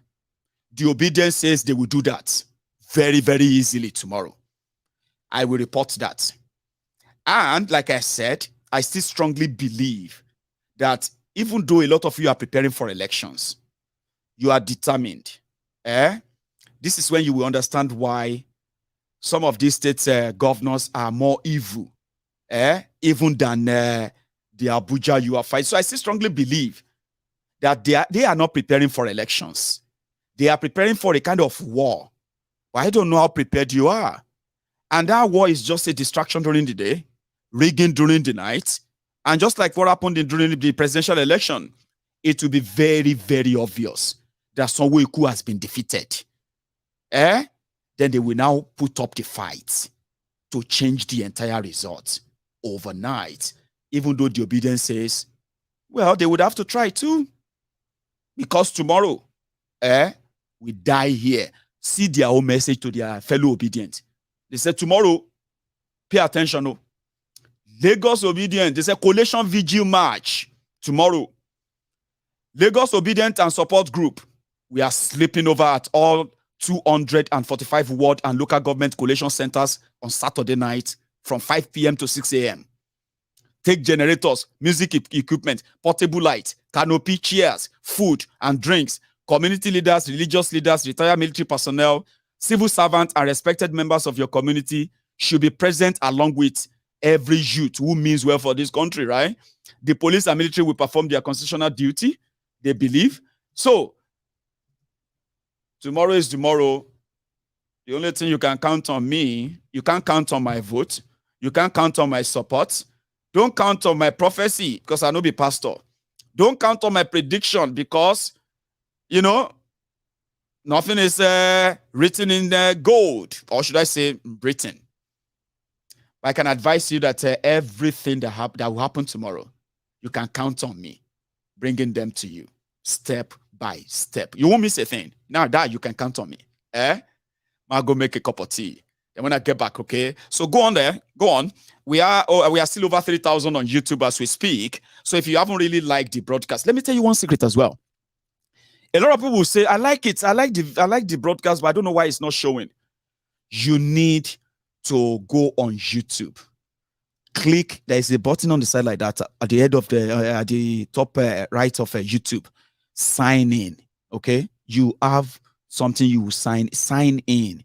Then you can subscribe. You can like my broadcast. In fact, you can even edit the video yourself. Some of you who are downloading some of my videos, right? You don't need to download the whole 3 hours video. If you sign up, subscribe onto my channel, you can just go and cut wherever you want to cut out. Right there on YouTube, not downloading. You cut that small part out and you can have it. I'll see you soon. Don't go anywhere, okay? So,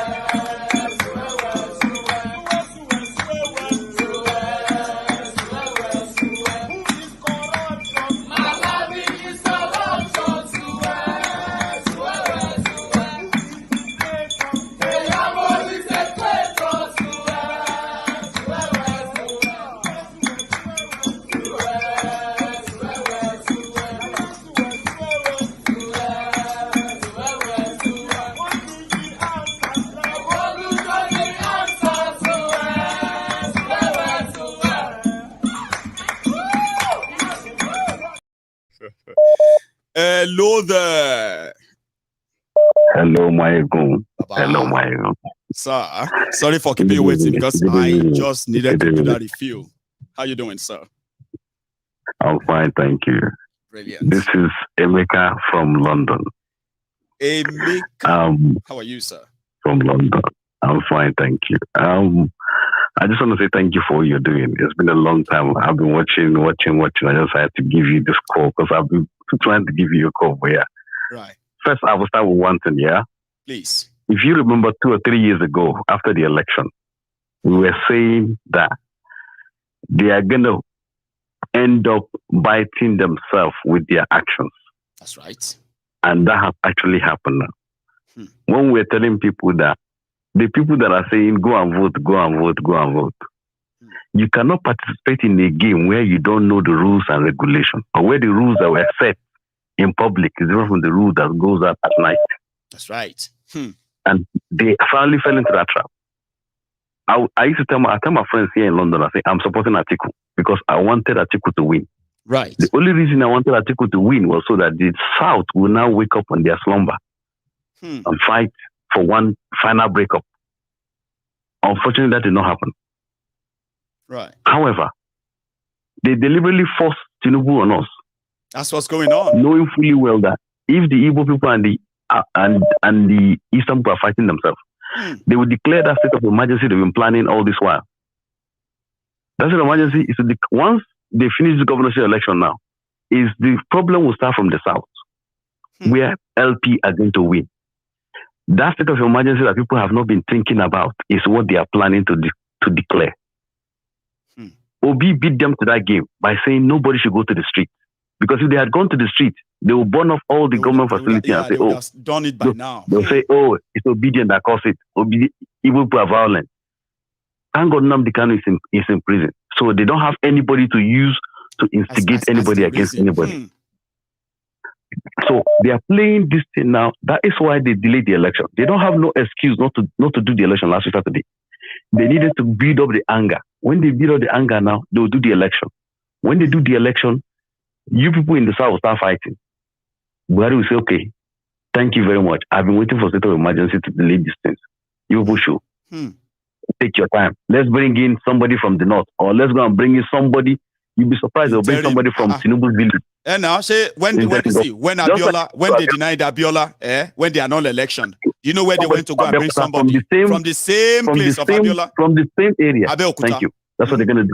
That's what they're gonna do to Tinubu.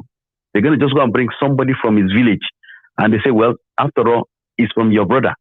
You claim you won. Let him come and stay. The next thing they are looking at right now is, as of tomorrow, I have intel basically that everybody going to election tomorrow, the guys are going to be armed. I'm just telling people, if you go there, you think you're going to election, everybody is going to be armed all over the South. And that is why I'm saying they may declare state of emergency. That is what they're going to use. That is just my contribution. And just let people know that if you're not ready for tomorrow's election, don't go. If you're ready, go and be prepared. Thank you so much. Let me take another one. Yeah. I think a lot of people are now interested. The line is clogging up now. It's like so many of you really want to add one or two things, Abby. So I have another person. Hello. Hello, sir. Oh, my good general. Yes, sir. How are you? Hey, very beautiful. I'm fine. Now, Mazi Felix is speaking. The Mazi that is also with Felix. I like that. How you doing, Felix? I'm doing well, Mayagu. I'm doing well. Thank you very much. Mayagu, I want to tell you something. Tell me. Do you know something that I am a strong follower of Kumuyi, Pastor Kumuyi? Do you know I exchange your message with the Pastor Kumuyi message? Can you believe that? I believe you. Because your message is truth and life. But you see these religious leaders, they will say they are the truth, but they lie too much. They cannot even speak truth to the power. That is where I know who is speaking the truth. Somebody who will speak truth to the power. In fact, Mayegu, God bless you for your work you are doing. Mazi, you too. Thank you. So, come for waiting the board. We are looking them. We are the obedient. You are obedient. Now they press their neck. Now they said the only option left is even if they have to carry the INEC chairman when they are still in the election in Lagos tomorrow, they will do it all. Then we'll talk about it later. Yes. So now they press their neck. Turn now we be the obedient. Go on. Now we be the obedient. And we died there. We follow them. Yeah. We follow them. You give us the right name. That will be their nemesis. Their nemesis. Their karma. And their karma. Yes. And we are waiting instruction from the leader, the Obi himself. And it seems that his message is before they wanted to make you obedient, kind of be picky and choosy. But when they now realize that no, they don't want to do anything with anybody. Anywhere you see labor, just put on there. LUP everywhere. That's scary. That's what LUP is.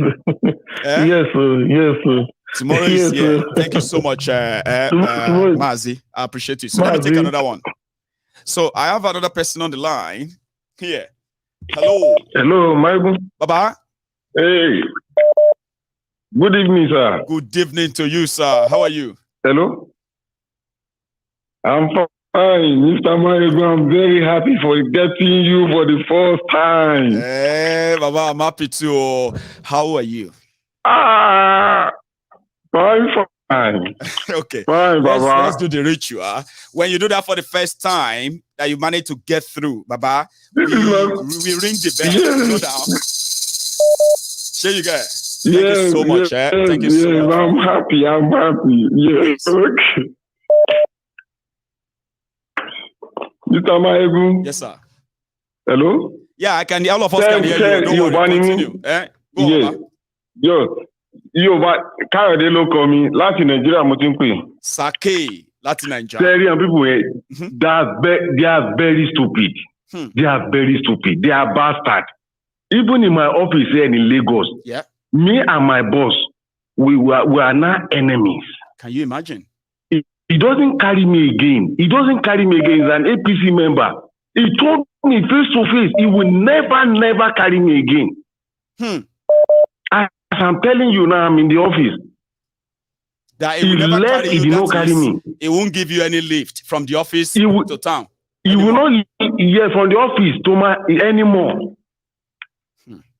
Most of them want to make this because of politics. This APC, they've already damaged a lot of things in Yoruba land for good 24 years. My wife is a medical personnel. I was begging my wife, please, woman, let's travel outside. Let's travel. This country is not meant for us again. We have 3 kids, and all of them are guests. Let us move out from this country. 2015.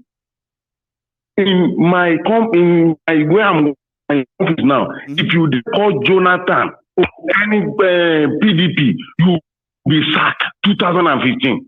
Wow. And the funny thing that the thing that is giving me annoyance now, my late dad, is among the people that they brought this calamity to us. This APC. This the demonic party to this power. Group. I told him, evil. I told him, I said, sir, these people are evil. He said, no, I will disown you. I said, it's better you disown me because I'm fighting because of my children, not because of me. My dad will send me away. I have to leave the house today now. Within the 8 years, I lost my mom and I lost my dad. Within this useless government, just 8 years, I lost 2 of them. In Kaduna, because I'm in Lagos, my wife stayed in Kaduna right now. In Kaduna yesterday, somebody was kidnapped close to where my wife is working. In hospital, general hospital for that matter. Went and pick about 6 people.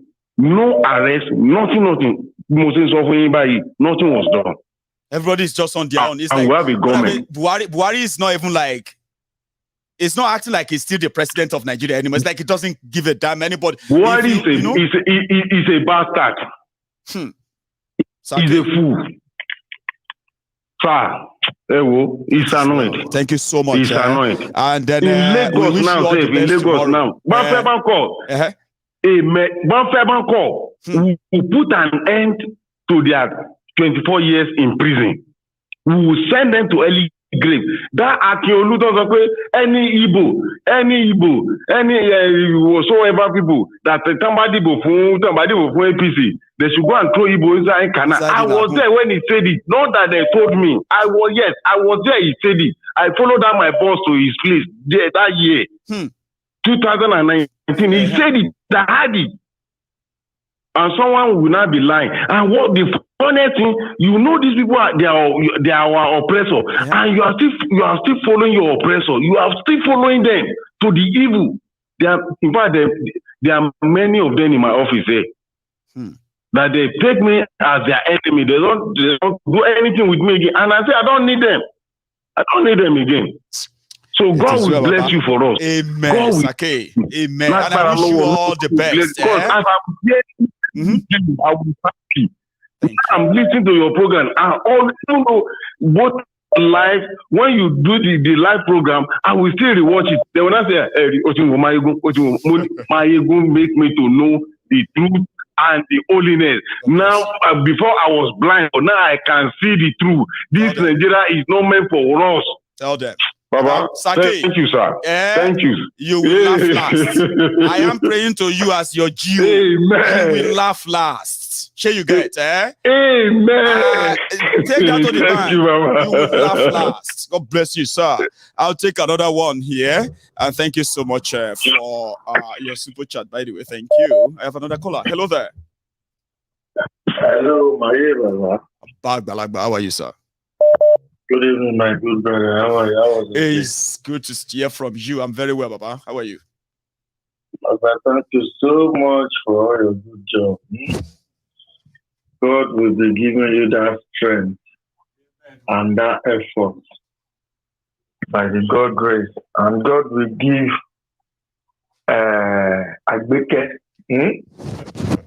all the strength to be supporting you. Amen.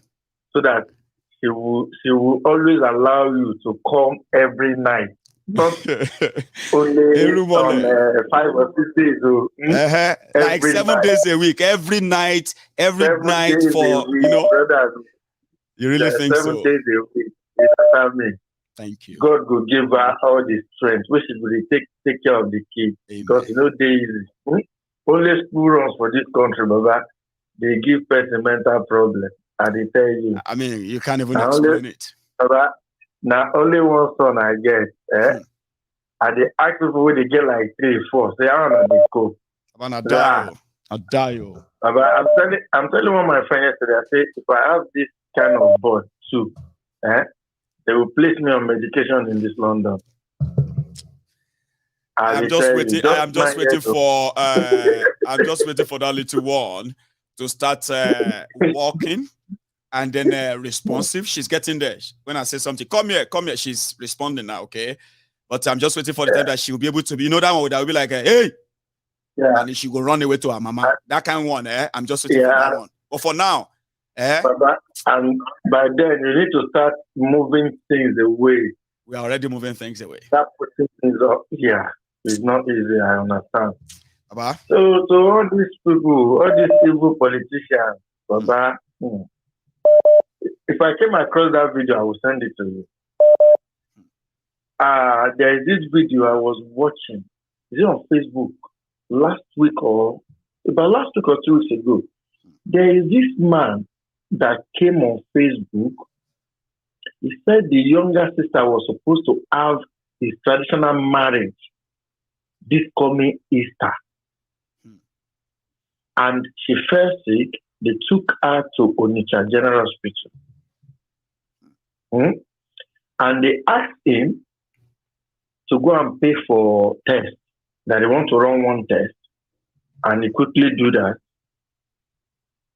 By the time the result came out, he took the test to the doctor, and the doctor was taking the test and now said, please quickly help me tell the nurse that they should not give your sister, that patient, that injection anymore. I think the man said, if I remember vividly, before he rushed down to the ward or even make a call, they've given her. This lady died, Baba, within, is it 20 minutes or 27 minutes, according to the brother. And you know what the doctor did? What did he do? She did. Baba, she now called Assistant Commissioner of Police of Anambra State. So it is under Anambra now. Of course. They started threatening this man and his family after killing his younger sister. Someone that's supposed to have a traditional wedding. The commissioner of police the guy said the commissioner of police was calling him to say, they say you are threatening the doctor, blah, blah, blah. I was like, God, Baba, I can't finish watching that video. I just off it. You know why? I remember of my younger sister, not my immediate, the third one, that a doctor in Badagry General Hospital did an operation of CS, and he went ahead and saw one place that our urine is supposed to be passing through. That is how I lost my blood sister, Fatima, 10 years ago. The doctor she gave birth to, that they do the test, she's still alive. Priestess can testify to it. Last year, June, I bought brand new food, buy some other things to celebrate her in Nigeria for her 10 years birthday. But aside of the one we are seeing between me and you, my God, they are killing people in terms of medical, in terms of even transport. Enter into, see that lady that someone raped and they murdered. What is that girl's name from BRT? I forgot that lady's name, that young girl that was doing video. If she didn't do that video to call her friend, they would just murder her and throw her inside Third Mainland, inside Lagoon. Nothing. But so me, for anyone that wants to hear, is law of karma. Labour Party is like a law of karma to APC. Yeah, you know, they don't know. They don't know what they can do. So they want to unleash all of their entire arsenal against them. Meanwhile, they have no idea what they can do. So they believe that let's just tell them that we are big, we are coming, but they are making mistakes. Even me myself, I'm scared of this Labour Party. I don't know what they are going to do. Sure, you get. If anyone tells me that they can really pull Lagos State, that's on the 26th, 2 weeks ago election, I will say no. Well, you know why that thing entered them very well, Erumole. You know why that Lagos really entered them very well. The real figure is that this ObiDient nearly got 1 million votes in Lagos, despite all those suppression, all right? And Tinubu, their leader, could barely get 150,000 votes. Remember that the result they declared. Now only 9,000 though. 9,000 Obi take beat Tinubu in Lagos. So they rigged the result they released. So if wait now, Irumole, if the difference is just 9,000 votes, I don't think APC will be this desperate. No. They won't be this desperate. If the difference between Labour and Tinubu in the last election, if the difference as INEC announced, just 9,000, 582 to 572. So why is APC this desperate and angry if the difference is just 10,000 votes? It simply means it is worse than that. Irumole, let me take another one because of our time and the people. Okay. My brother, thank you very much. Thank you very much, Papa. Oh my God. Thank you very much. And my regards to the family too. Say me, I know they probably are hearing me too, so just say me well to them. Thank you. My regards to Princess and everybody on the platform. Nice one. I have another caller on the line here. Hello there. Osita, is that you? One name. That is your brother. Okay. I was seeing your two numbers. They are flying on the screen, and in between, I was like, "He's gonna make it." I can see that I couldn't escape it, and here we are. Let's use the time. In fact, if he did make it tonight, believe me, I would drink Gary and sleep in America. I don't care. Oh, you mean that? I could see that this is one of the programs you probably would not forgive yourself if you miss contributing. I am telling you because you have made it to be a life experience around us. Because we are all monitoring the progress, we are monitoring the growth. We've had this conversation for years, and nobody wants to miss it now. Whatever happens, nobody wants to miss it. Osita. Yeah, because we are in the ballpoint now. Yes. Greetings to you, my brother. Greetings to your family. Greetings to you once again because of job well done. Thank you, Sita. So, now there's something I watched yesterday, late night yesterday. This street opinion poll that they make. Right. As regards to who is going to win, who are you supporting, I wish I had the video. It was on my phone. I watched it, but it was on my TV that I watched it. I will have sent it to you. Maybe you will see something that I am seeing. Right.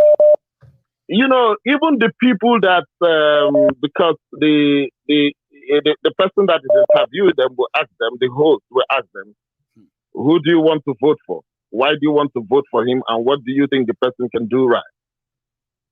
Now, most of them, some of the people that said, that we are going to vote Sanwoolu, they will vote Sanwoolu, they will vote APC.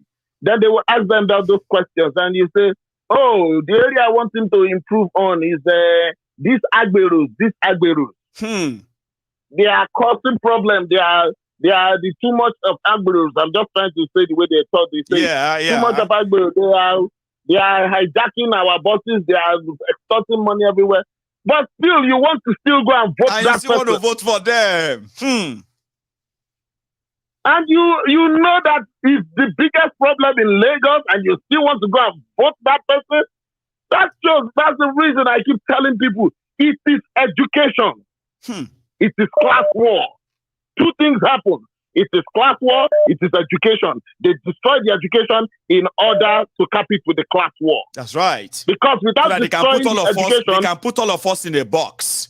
So you can know your level, your class. You and can if you know try your to level. go above it, they will punish you. That's what they do to us. They will punish you. So now, I was looking at it, I said, oh my God, is it because of fear or what? It's not fear because nobody's there. No, none of the Agberus are there with them. You now. But yes, but it's because of lack of education. Osita, when you talk about education, people think... Osita, talking about the people who are going through a lot in the hands of APC, but surprisingly, they will do anything and everything, to defend them. Yeah. And shockingly, a lot of people are saying, what is this? What is going on? Now, Osita, sorry, right? Give me a second. I'll put this on, then we can continue. I've tried to download the video, but I couldn't really do that before the program. But just bear with me, please. All right.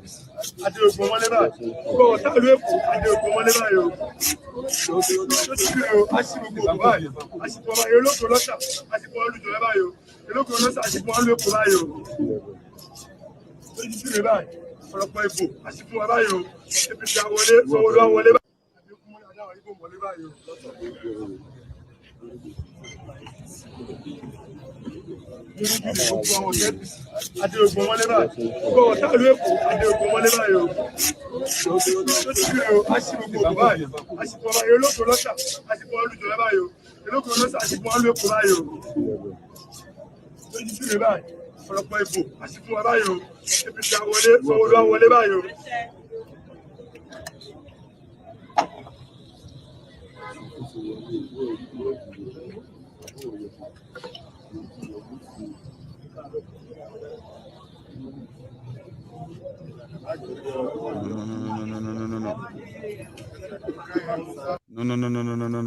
don't want to see that. I don't want to see that. Sorry. They are about to kill a goat. Osita, are you there? Yeah. I'm here. Yeah, they are about to slaughter a goat, and I don't want to see that. I don't want to see that. So they are praying that everybody that is coming out tomorrow not to support Sanwoolu, made the Orisha, the deity, made them block them in their houses. They should not come out tomorrow. Then tomorrow, made the Orishas make sure that Sanwoolu enter. That's what they are praying for there. Osita, these are people living in a place that you can call slum. But they will do everything. You can, my brother, you can even look at the surrounding where they are doing that thing, how it looks like. Is a normal human being in a society where they are making over $300 million, 117 billion naira per year on agborism. Are they supposed to be living in that kind of area, that kind of environment? No.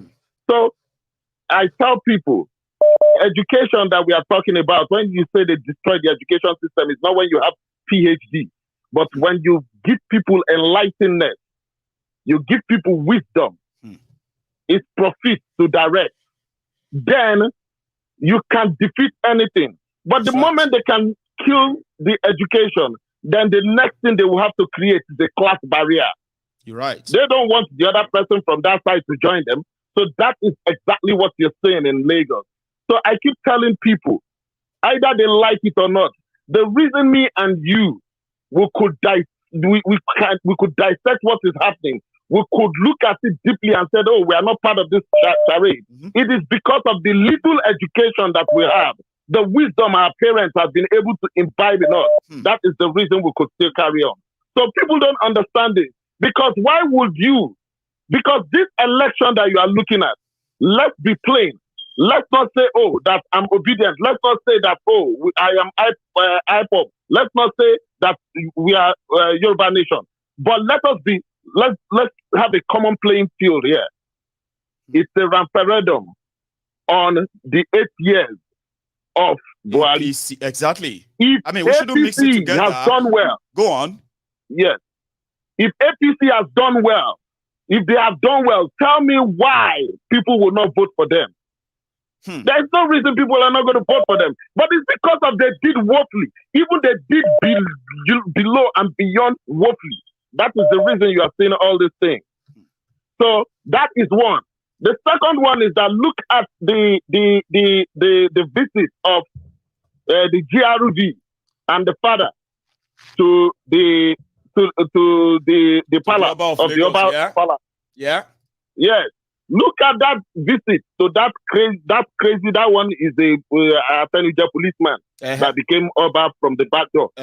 Look at that video. He could not look directly into the face of the people that came to see him. He couldn't look the boy's face. He couldn't look at him face to face. He couldn't look at the father face to face. He was looking away when he was talking to them. Meaning that is fear. Fear. Because he knows he's a liar. He's a bloody liar. Look at that video. He couldn't look at him face to face. A compromise. I looked at it yesterday. I said, yes. I said, look at a royal father who could not even look at his subject face to face. That shows that it's not only because of he is a liar, but he's a weak man because he doesn't have a say of his own. No, look at the son of an aspirant touching the beards of the royal father. Who does that? Who does that? You don't want to see, some of the images I actually have between him, Sheyi Tinubu himself, and few other places, few other people around him. I'm talking about Akeolu. You don't want to see some of them. They are horrible. You know, to see. It's horrible. So what is going on right now? I keep telling people it is class war. That is just the simple thing. It is class war. Like what gave APC? Like what gave them that sense of entitlement that people actually are willing to vote for them? Like what gave them that audacity and that kind of entitlement that they have to say Anybody not voting for them is their enemy or enemy of progress. Which progress, Osita? Might take another one. But yeah, thank you very much, my brother. Thank you God so much, you, Osita. I appreciate you, Baba, as always. I have another person on the line here. Yeah. Hello. Hey, Ramayogun, I greet you very well. I greet you too. How your side? Well done. Thank you. I've been trying to come in since, but I'm very, very happy. I'm very happy that you finally got through, sir. So yeah, that's beautiful. Yeah. How you doing? Well, first, let me commend you. Thank you. I want to commend you very well. I don't want to waste your time too much. Thank you. I'm a very big fan. Thank you. I'm a very big fan, and let me say, since when this man that is in prison now, what is his name again? Grandson or Kanu? Grandson. That is when he was, yes, when he was condemning you, and that was I got to know you from him there. Well, glory be to God. If Yinka was out today, I would probably be, my name would be in his mouth. You know why? He was the one who told some of the misguided Yorubas that were listening to him at the time, sharing all those bile and all those divisive nonsense. It was the one who told them that, you see that Mayegun, let me explain to you. His father is one of those who came from Futajalon when they were doing the Nigeria Civil War. I heard that story. So I am half Fulani. He said, no. It's not that one. In fact, it's half Igbo, half Yoruba. Yes. And they believe I heard that story. That's what he said about me. And I'm like, Yinka, Ozi Yawiri, Oloma Yokusenwa. It was quick chemical bomb. It didn't take long. The guy was very, very reckless. Absolutely reckless. Unfortunately. And he was a good guy on the side. He was a good guy on the side that he genuinely loved. Surprisingly, living in the Western world. Go on, please. Sorry. Yeah, I mean, surprisingly, living in the Western world, you must have known much better. He should have known a little bit better. The red lines, where you don't cross and where the limit. He crossed the red line, and he passed his boundary, and here and that as soon as you do that, you're gonna go in for it. You will go in for it. If you can do the crime or get involved, then you will be able to do the time. And I kept telling him, you can't be extremist and live in the West. You have to go back to Nigeria to be an extremist. Exactly. Like, that's why you see all these even all the children, the British, the Americans that are born here, or even if your name is John, and if you become an extremist, a terrorist, or whatever, forget about it. You are gone.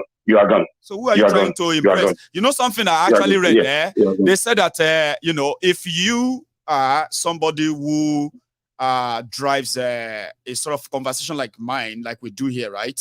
And people say, oh, they place value on you. You have no use to anybody in prison. You have no use. The word moves on from you. Yes. Yeah, exactly. There's nothing that to anybody's head.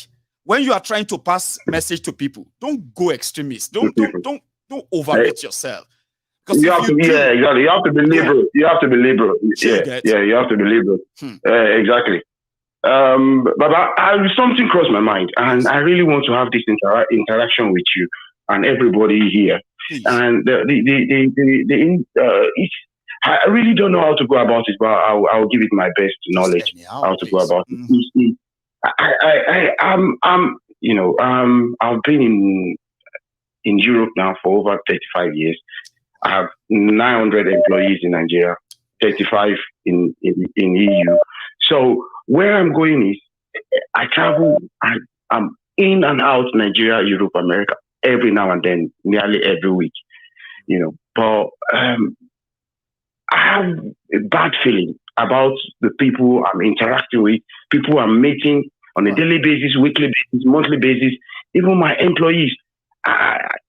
There is a rift between the Igbos. Lately, it wasn't like that in the past, but lately there is a rift between the Igbos and the Yorubas. And it's stabbing my heart, and I can't write an article I said to myself, I think I have a platform where I can reach out to my and express. And I just want you to use your best knowledge to handle this. In the two ethnic, they've been living together for decades, right. And we should have a way to continue peacefully the way we are going, without deviating, regardless our ambitions, without deviating or antagonizing one another or something like that.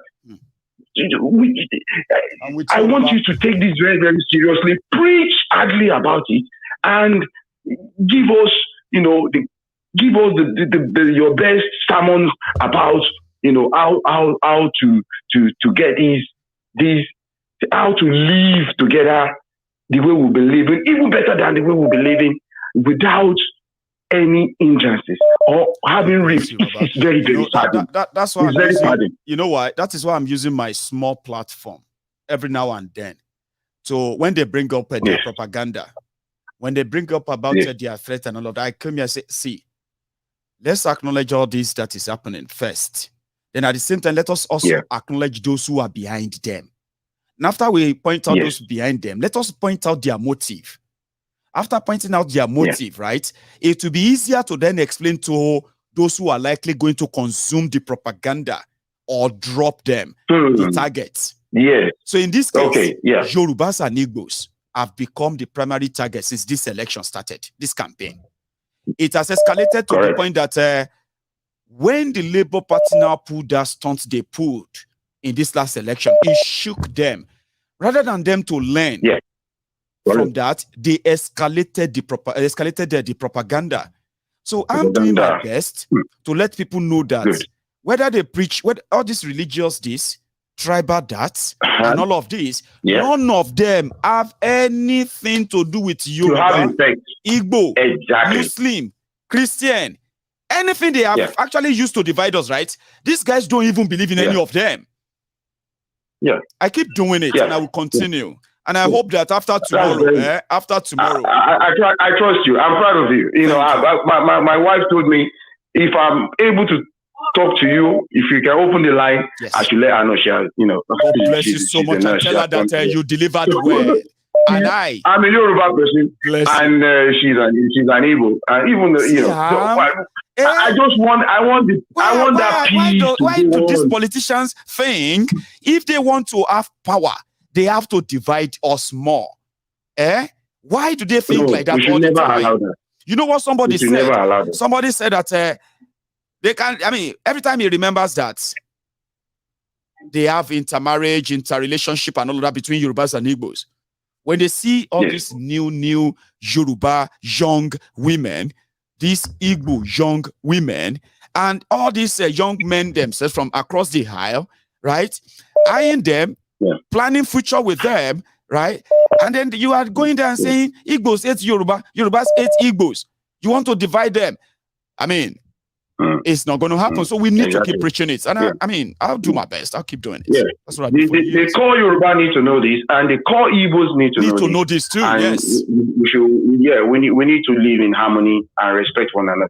And the reason why we are able to live in the Western world, we that are bringing the message down to them, is because this place, we are allowed and we are living by the law. We are living by the law, and we are. You can't be extremist, just like what you said earlier. No. And free speech is not extremism. Sure, you get. I may say whatever I want to see. I may say Buhari is mad. Buhari is a useless this and that. Those are free speeches. The worst Buhari would do is to institute. It's allowed. Sure, you get. The worst Buhari would do, or Tinubu, the worst they would do is to institute what they call the civil case against me. They will tell me to apologize. They won't even do anything to you. You need to apologize. If you don't apologize for calling him this and that, we are going to court. And if I take them to court, free speech, nothing will happen to me. Nothing. But if I say something like, I will do this and that, that's a threat. That's a threat. Now that's no longer free speech. No, that's no longer free speech. So even if Tifnumbu no even hear him, even if you no hear me talk him, UK government will begin to look at me. Say, why would you say you will kill somebody? We need to keep close eyes on this man. So it's a common sense, Baba. It's a common sense. But in Nigeria, if you tell them, say, Tinubu, they mad. They say, this my ego, they're supposed to arrest him. This my ego, they're supposed to kill him. But that's not how it works. You don't get it. My regards to the madam, okay? So that's a good one. Let's be honest, it's all politics. If you let any of this, their propaganda get into your head, now if you say you get problem before, they just activated them or legitimize your problem for you. Bigotry. It's all politics. After politics and the rest of them, you realize that whether you are Igbo, whether you are Hausa, whether you are Yoruba and non-Yoruba in Lagos, all of una go still suffer the same shege in the hand of these rogues. Then you realize that I thought they wanted to protect Yoruba. That's why I followed them. Omo, Tunde. Hello, good evening, my Tuna Baba, how are you? Adira. Good evening, Baba. How is South Africa? We are pushing it to we too without our own about to experience the national shutdown. I know. Thanks for making me sound like somebody who is so smart. Simply because you didn't change your WhatsApp profile picture. If you had changed it, I'll be lost. So, how are you? I'm okay, my brilliant. We're just, following all the news and a lot of people have been, expressing for a long time during this election. Baba, this election don't expose so many things about a lot. We expose them when you're gone. I swear to God. Baba, I don't do a lot of. We have been living with monsters. We call them our brothers. So I'm telling you, monsters. Baba. Yoruba to Yoruba. Baba. Election. Go on. Baba, I don't do a lot of blocking, a lot of deleting numbers. I don't care. I don't want to do it. Yeah. See, one of the reasons why we've not been moving forward in this is because we've not been blunt and been honest with each other. Wallahi. Honestly. And I used to tell people this. If you are not ready to educate yourself, Baba, nobody will educate you. Let's forget about all this.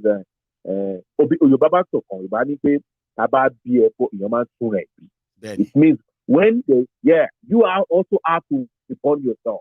Yeah, if you can't do that, it's called reborn. And if you don't have the energy to do that, forget it. Forget it. Nothing in this life is going to make any meaning to you. Nothing is going to make sense to you. I got exposed. I got to know things because I do a lot of research on my own. Right. I got to know so many things because I read. A lot of people are lazy to read. They can't even educate themselves by reading. They can't do it. So how do you want to explain this to those kind of people? Baba? How do you want to explain it? Mandela, when he became the president of South Africa, it was hard. They said, what is next? And he said, long way to freedom. And I asked him, what do you mean? Just add the freedom now. He said, man, we still have a long walk to freedom. Because he knows that the liberation from people's mind is the most difficult. It's the first one. Tunde, God bless you for me 1 million times. That is the first revolution of the mind. To free people in a country, you need to free their mind first. Go on. That is what we are battling with, Baba. That's what we are battling with right now. I'm telling you, my ego.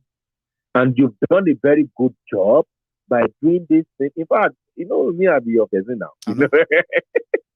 You've been doing. I know when people talk, I say, shut up.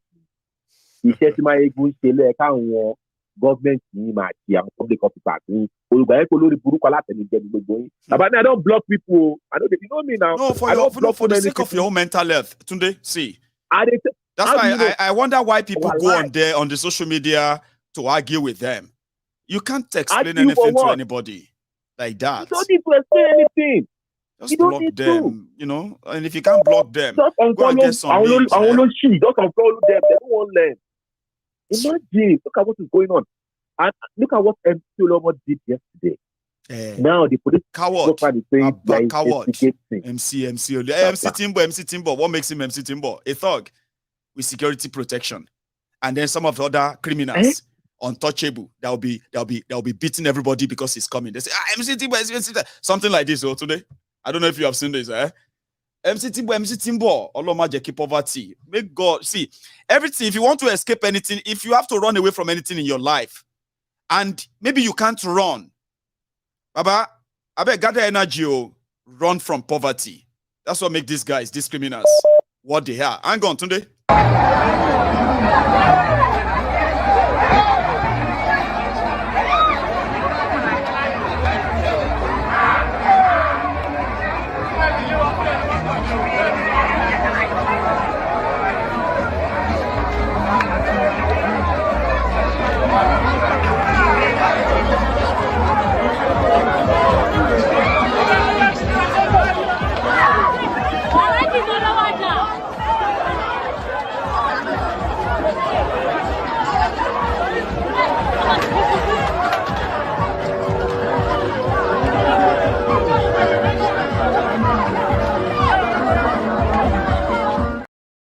Tunde.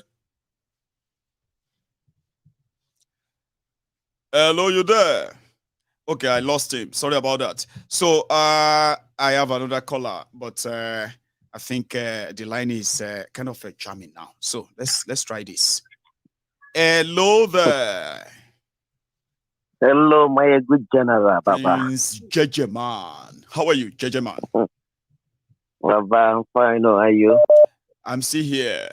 And tomorrow is the D-Day. Tomorrow is the evil day of these evil people. Today is the eve to the evil day for this criminal. So we want to see if this ObiDients will actually retire this dynasty, or the Kasalago boss from Lagos tomorrow. Some said that the state of emergency declaration is already looming. Some said the government of interim national government is coming. A lot of people, suspicion. But I think tomorrow is pregnant. What do you think? Baba, yeah, he's pregnant, as you said. You see, what I would advise the ObiDients is to make sure if they are coming out, they should come out with their helmet. And the things that goes with the helmet. Not just their PVC. Not just their PVC. Come out with their helmet and the things that goes I beg, with the helmet. Morgan Collins, sorry, Prince. There's somebody on YouTube who have decided to continue to type LUP. It's called spamming. Morgan, I'm sorry that you won't be able to type another one. Not because I don't like what you are typing, but when you type it again and again, it's called spamming. You can even flag this video for doing that, I think. It's true. So don't worry, keep watching, okay? You will not be able to type any comment again. Go on, the Prince. That's fine. That's fine. So, Baba, tomorrow, let the ObiDients, let them do what they know how to do. God be with them. You know, we are veterans for Biafra Nation and Oduduwa Nation. That's right. We are just watching them for them to try their gambling, maybe for the last time. You know. You see, Baba, the reason I called is because of one of that Yoruba brother that called. Right. That is married to an Igbo woman. You know, he brought that suggestion of he talks with passion, and his belief or his aim is to see that we understand ourselves. Yes. If we can try to avoid this division and explain to people that we don't need this and all of that, it's going to save us a lot, because you know his own worry. Once we begin to see our relationship, marriages will begin to break up, because why would you have a relation? Why would you have a beautiful marriage and they are saying that your children are not going to be recognized as from where you come from because of all this politics? So I get where he's coming from. Well, yeah. Baba, Tinubu empire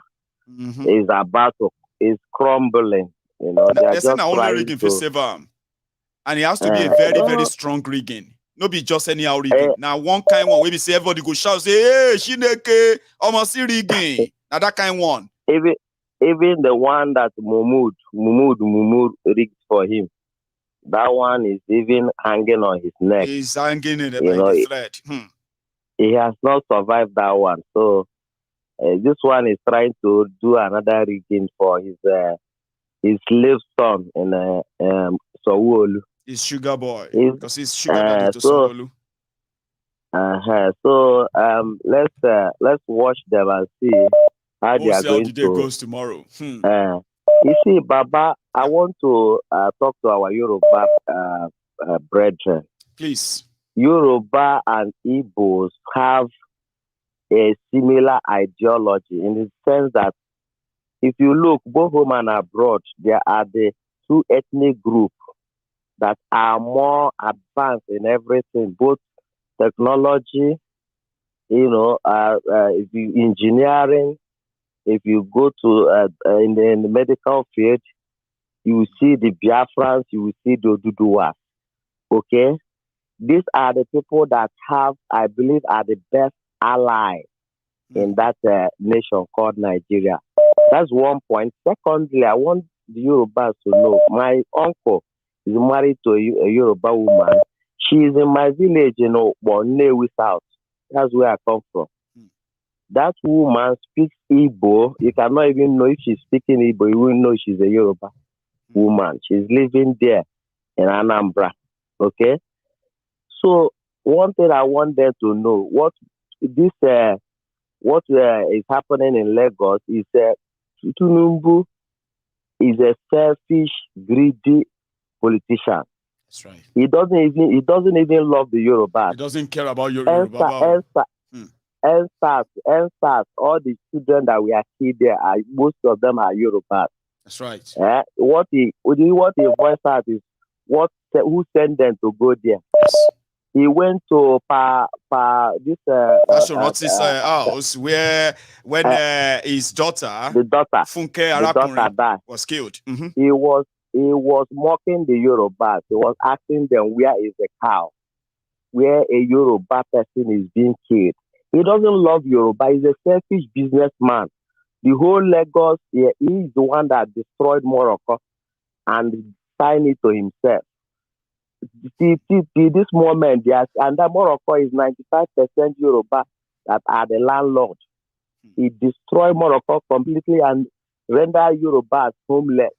Today, he is now using all his political gangsters to preach hate and speech and hate action against the Biafrans, who are the best ally of Yoruba.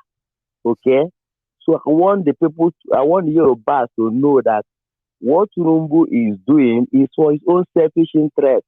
He has no interest in about the Yorubas. No. All the drivers in Lagos that are Yorubas that are driving downforce and different kind of vehicles, they suffer the terrible pain they go through the Agboros of Tinubu that collect tax. Almost all the money they make every day. Yes. All the money they make, billions of money they make every day. And 90% of the money goes into the pocket of Tinubu. Alpha Beta is the tax of all the Lagos state. It goes into the pocket of Tinubu. When is the most greedy governor that left office in the whole Nigeria, his own benefit is he started the benefit scam in Nigeria, and other governors followed him. Pension for former governors. Mm-hmm. He started it. He signed the whole Lagos to himself and to his family. He did. Okay, so the whole Lagosians, you know that Tinubu is not fighting for their interest in any way. So Wolu that is put there is his stooge, to be collecting taxes for him. He's not a governor. He's the one that is ruling. Tinubu is the one ruling. That's right. So Wolu is just there like a figurehead. Okay? The Yoruba should know that, so that they shouldn't fight their brothers. Because I said the Igbos, the Biafrans are the Yoruba brothers. They should know that in the whole Nigeria, we relate more with them. Okay? And all that they should know again that what Tinubu is doing, Tinubu has told the Yorubas, the Igbos, everybody in Nigeria that where the upper head of Buhari and Fulani nepotism stop, he's going to start from there. So the punishment that Buhari gave Nigeria for good 8 years, Turumbu is going to start to topple it. That means that Buhari own is even small. And the suffer, the Yorubas are inside the suffer, the Igbos are inside that suffer. Everybody are sharing from that suffer.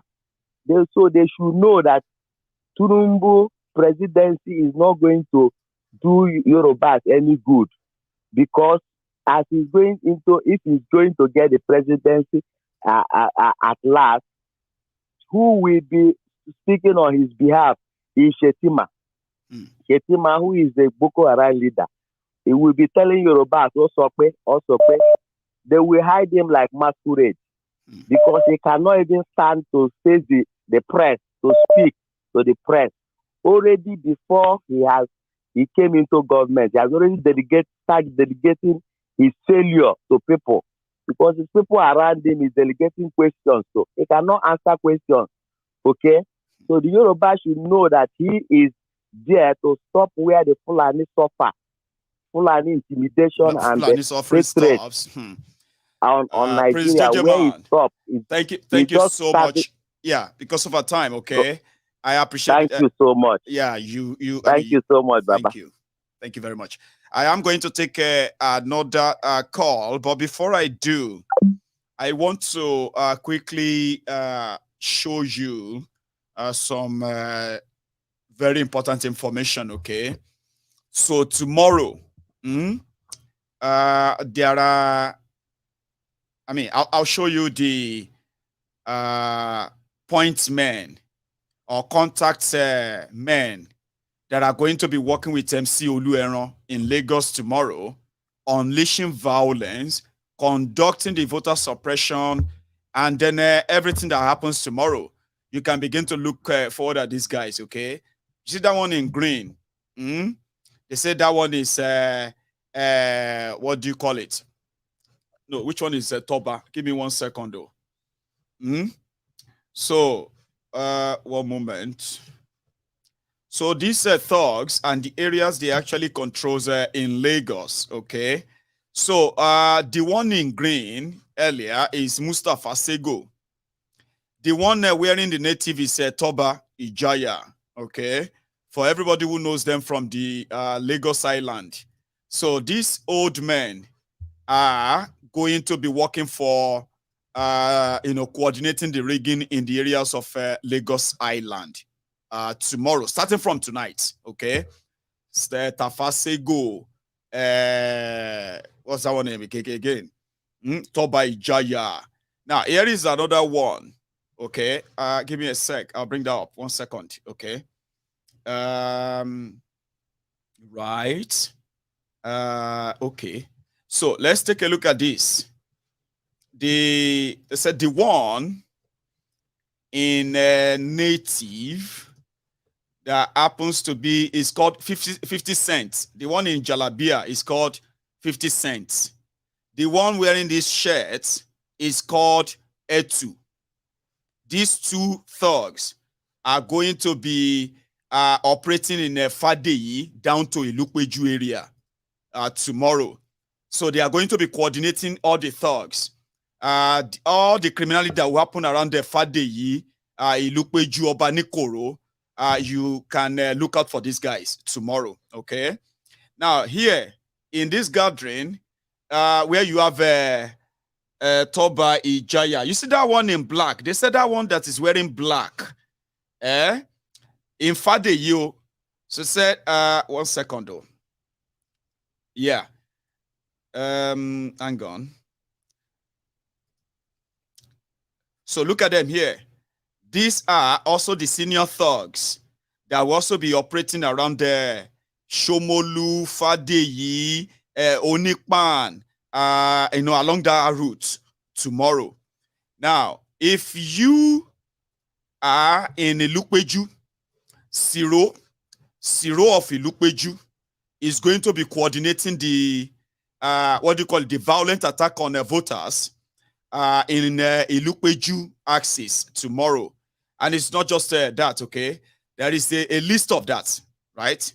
They said areas like Town Planning, Association Avenue, Obanikoro, Ilukpeju Road, Okushaga, Ibadan Street, Ibiteye, those areas like Koka Road, Adeshiyan, Shilion, Okearin, Ajegunle, Olajubu, and then Mufutao, Ilukpeju traffic light. That traffic light in Ilukpeju, this is the person that will be coordinating the terror attack there for APC tomorrow. The guy in the middle, his name is Ciro. Sure you get, is Ciro of Ilukpeju. That's him in the middle. So these are dangerous guys. Oh. These are not just anyhow guys. Oh. Make I tell you, you can see their picture and you can see them look like these are dangerous guys. So ObiDients, if you are looking for them, or if you have to be in any part of these areas, you probably know them too. You okay? If you are in any of these areas in Ilukpeju and others, you know them. So you know these guys, okay? So we are saying that ObiDients are already building profile on them.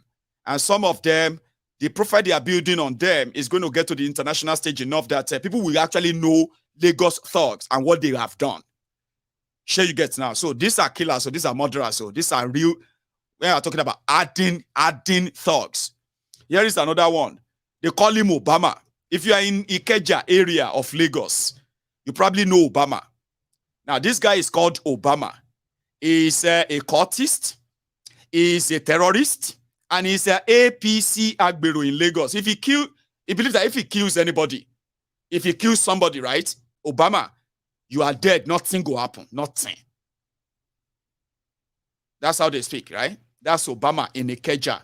Is going to be operating from tonight till tomorrow and all over tomorrow, including all the polling units around the Ikeja. He's going to be mobilizing all their thugs in that area. Look at him very well, in case if you haven't really heard about him. So all this profiling, there are many that the ObiDients actually put up good enough. That young man, that person doing that. You can check him on Twitter too. His art is at PDOM Media. I'm sorry. PDOM Nigeria, at PDOM Nigeria. Go on Twitter. You can follow them. They are profiling all the thugs and they are ensuring that people know them and get ready for them. Sure you get? Yeah, that's the point. They are getting ready for them so that they're not going to get caught unaware. I have somebody on the line. Hello, can you hear me? Yeah, Baba, making you. Hey, how are you, Baba? Good evening. I'm all right, bro. Yeah, good. This Chooks from Canada. Hey, Chooks. That's been a while. Yeah. You are in the house tonight. Yeah, brother. How you doing? Yeah, but I'm always on the on background, listening and watching things. Most times it's very difficult to get through. Especially the time difference and all that. Yeah. Thank you. Yeah, exactly. Yeah. Very good. I just want to, ask a question, to know what you think about it.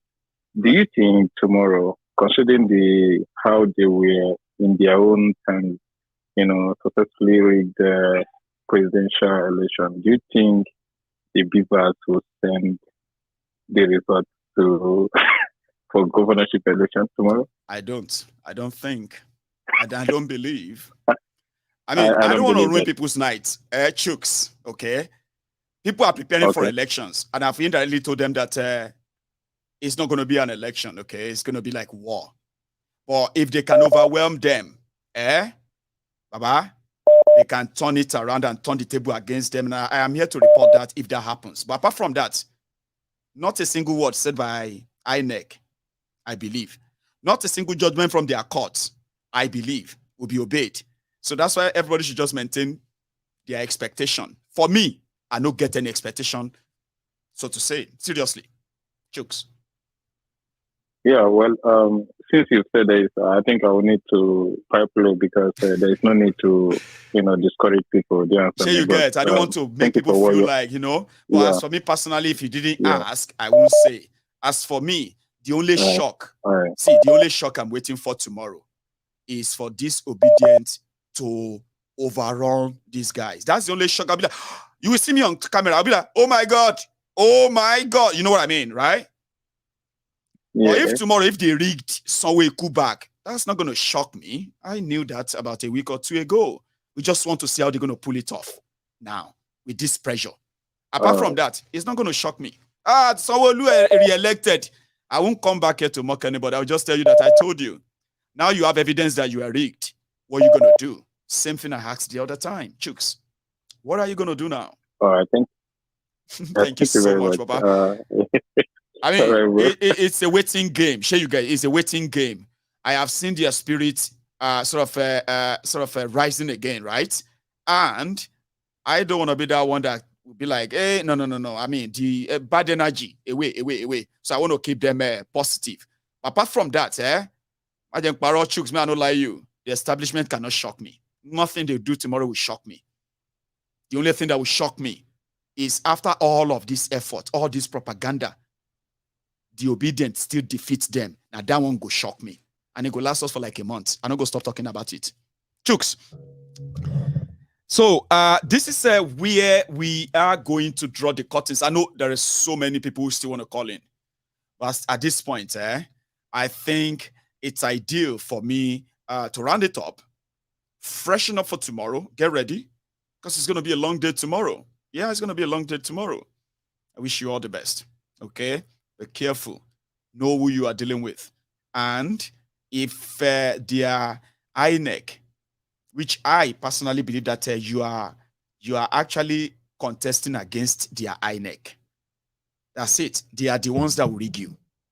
Now, if you can, I don't know, if we wake up tomorrow and we see the same surge of ObiDients everywhere, then it's going to be a long day for Jide and his sugar daddy, Tifnumbu. You can take that from me. At that point, you can say it is over. But it is not over until it is over. But there is a takeaway. There is a takeaway. The states that are likely going to fall tomorrow, or INEC is going to declare inconclusive elections. They are APC, they are going to lose Kano. APC is going to lose Kaduna. APC is going to lose Lagos. PDP is going to lose Rivers. No, sorry, they don't have one there. Abia State, PDP is going to lose Abia State to Labour. Enugu State is going to be lost to Labour. Plateau State is going to be lost to Labour. Whereas Ibadan or your state, Seyi Makinde will know. You know what they say? They will use your nose to file the iron. One fimu Seyi Makinde doing. Seyi Makinde is relying on one thing. The entire political structures that brought him to power, they have left him. The whole structure has collapsed. Okay? But Seyi Makinde is counting on his goodwill. And then the good people of your state to help him keep his job. As the people that gave him the power, they have left him for somebody else. So you didn't get that now. So it's going to be a tough one. Because the other people are saying, Seyi Lekosi, nothing will change our vote, nothing will change our mind, but INEC can change it. Trust me, they can. And they will, if you let them. I'm not trying to scare everybody away. But for the first time tomorrow, a political party that decided to challenge election in Nigeria 10 months ago, and then gave the two biggest party in Nigeria the run for their money, defeated them. They got rigged. They are about to add governors to what they have managed to garner from the ObiDients movement. And on that base, the real revolution will build up, because I actually dare you to rig them. Please rig them. Rig them. They are just waiting for the governorship election and House of Assembly election before they finally come back for their presidential election results. So it's going to be a long weekend. And I'm going to be here with you, all of you. You can count on me.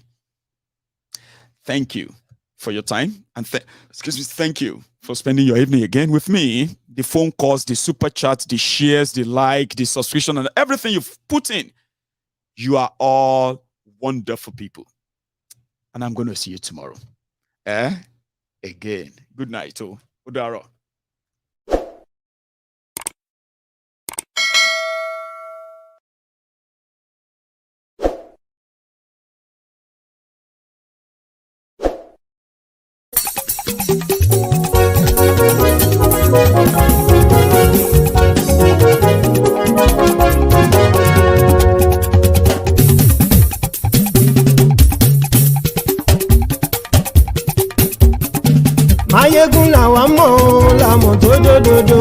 Mayegun diary, na him be number one.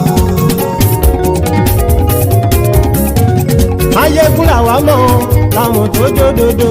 Mayegun diary, na him be number one.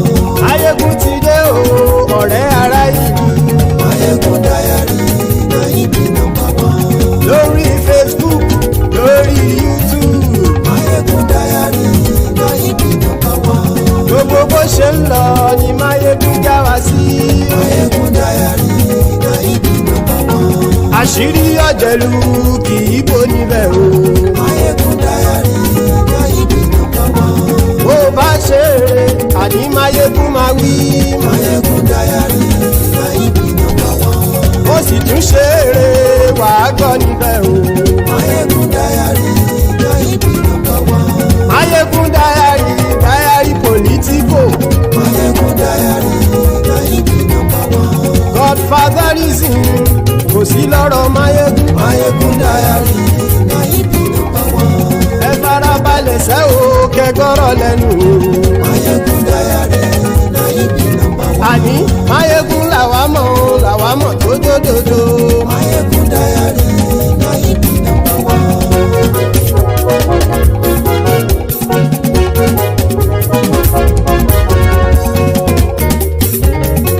Àní ẹ̀sùn ràkì. Mayegun ti dé. Mayegun ti dé. Ọ̀jẹ̀lú ẹ̀sùn ràkì. Mayegun ti dé. Àní ẹ̀sùn ràkì. Mayegun ti dé. Lórí Facebook.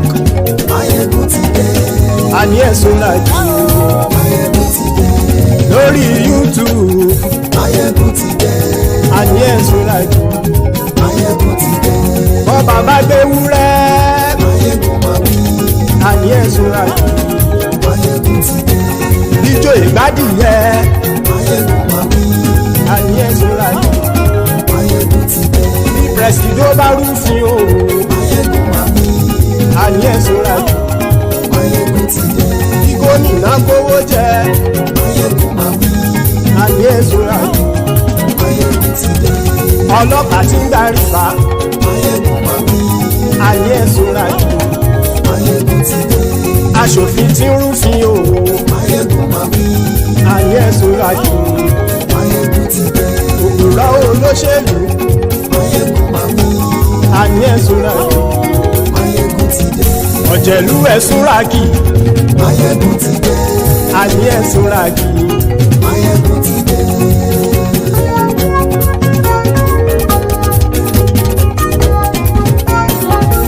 Mayegun ti dé. Gbogbo ọ̀jẹ̀lú ẹ̀sùn ràkì. Mayegun ti dé. Gbogbo ọ̀jẹ̀lú ẹ̀sùn ràkì. Ṣùgbọ́n ní bá ti ṣe èyí tó yẹ kí wọ́n ṣe ọmọ bá dèrò ní fi wọ́n níran o. Mayegun ti dé. Gbogbo ọ̀jẹ̀lú ẹ̀sùn ràkì. Mayegun ti dé. Gbogbo ọ̀jẹ̀lú ẹ̀sùn ràkì. Ṣùgbọ́n ní bá ti ṣe èyí tó yẹ kí wọ́n ṣe ọmọ bá dèrò ní fi wọ́n níran. Wọ́n fowó bẹ́ẹ̀ o Mayegun ó sọ pé wọ́n ò fẹ́ bẹ̀. Wọ́n fowó bẹ́ẹ̀ Mayegun ó sọ pé wọ́n ò fẹ́ bẹ̀. Oníkan ṣáàtì ṣe èyí tó yẹ kí wọ́n ṣe fáwọn ará ìlú tó gbé wọn débẹ̀ o. Mayegun ti dé. Gbogbo ọ̀jẹ̀lú ẹ̀sùn ràkì. Mayegun ti dé. Gbogbo ọ̀jẹ̀lú ẹ̀sùn ràkì. Ṣùgbọ́n ní bá ti ṣe yìí tó yẹ kí wọ́n ṣe ọmọ bá dẹ́rọ̀ òní fi wọ́n níran. Kì máa yí ṣe eré ọ̀rọ̀ yìí kì í ṣe ẹ̀fẹ̀. Kì máa yí ṣe eré ọ̀rọ̀ yìí kì í ṣe ẹ̀fẹ̀. Ẹni bá ti lè lẹ́bọ̀ lẹ́rù o ọmọ bá dèrò kàṣà ìtú wọn síta. Mayegun ti dé. Gbogbo ọ̀jẹ̀lú ẹ̀sùn ràkì. Mayegun ti dé. Gbogbo ọ̀jẹ̀lú ẹ̀sùn ràkì. Ṣùgbọ́n ní bá ti ṣe yìí tó tó yẹ kí wọ́n ṣe ọmọ bá dẹ́rọ̀ ò ní fi wọ́n níran. tẹnitẹni ọmọ máyégún ọ̀rẹ́ ara ìlú mọ̀mọ́ ni mo fọlọ́hún ṣọ́ ẹ̀ bá kìlẹ́bù lóòótọ́ olódodo ìlú ọ̀tá ìlú mọ̀mọ́ ni ìwọ ṣá máa ń ṣọ́ra kò sì mọ́ bẹ̀rù bọ́tà ń lè rí bóníṣègùn lé káwọn mọ̀mọ́ fi ṣera wọn ni ó ti dẹrùn tí wọn ò gbọ́dọ̀ sì mọ́ bẹ̀. èèpo ọ̀gọ̀ lọmọ bá dérò tàjẹ́ ò gbọ́dọ̀ jẹ́ ó ti dọba lórí àbínú ẹni kò sì mọ́ bùyà àìsíwọ́lu ní ẹnìkẹ́ ìgbódì ẹyin lábàrá o ó kó ẹni tó bá dán o ákàmù máyégún ti dé gbogbo ọ̀jẹ̀lúwẹ̀ túnra kì máyégún ti dé gbogbo ọ̀jẹ̀lúwẹ̀ túnra kì o ẹni bá ti ṣe yìí tó yẹ kí wọ́n ṣe ọmọ bá dèrò òní fi wọ́n níran o. máyégún ti dé gbogbo ọ̀jẹ̀lúwẹ̀ túnra kì máyégún ti dé gbogbo ọ̀jẹ̀lúwẹ̀ túnra kì ṣùgbọ́n ní bá ti ṣe yìí tó yẹ kí wọ́n ṣe ọmọ bá dẹ́rọ̀ ò ní fi wọ́n níran.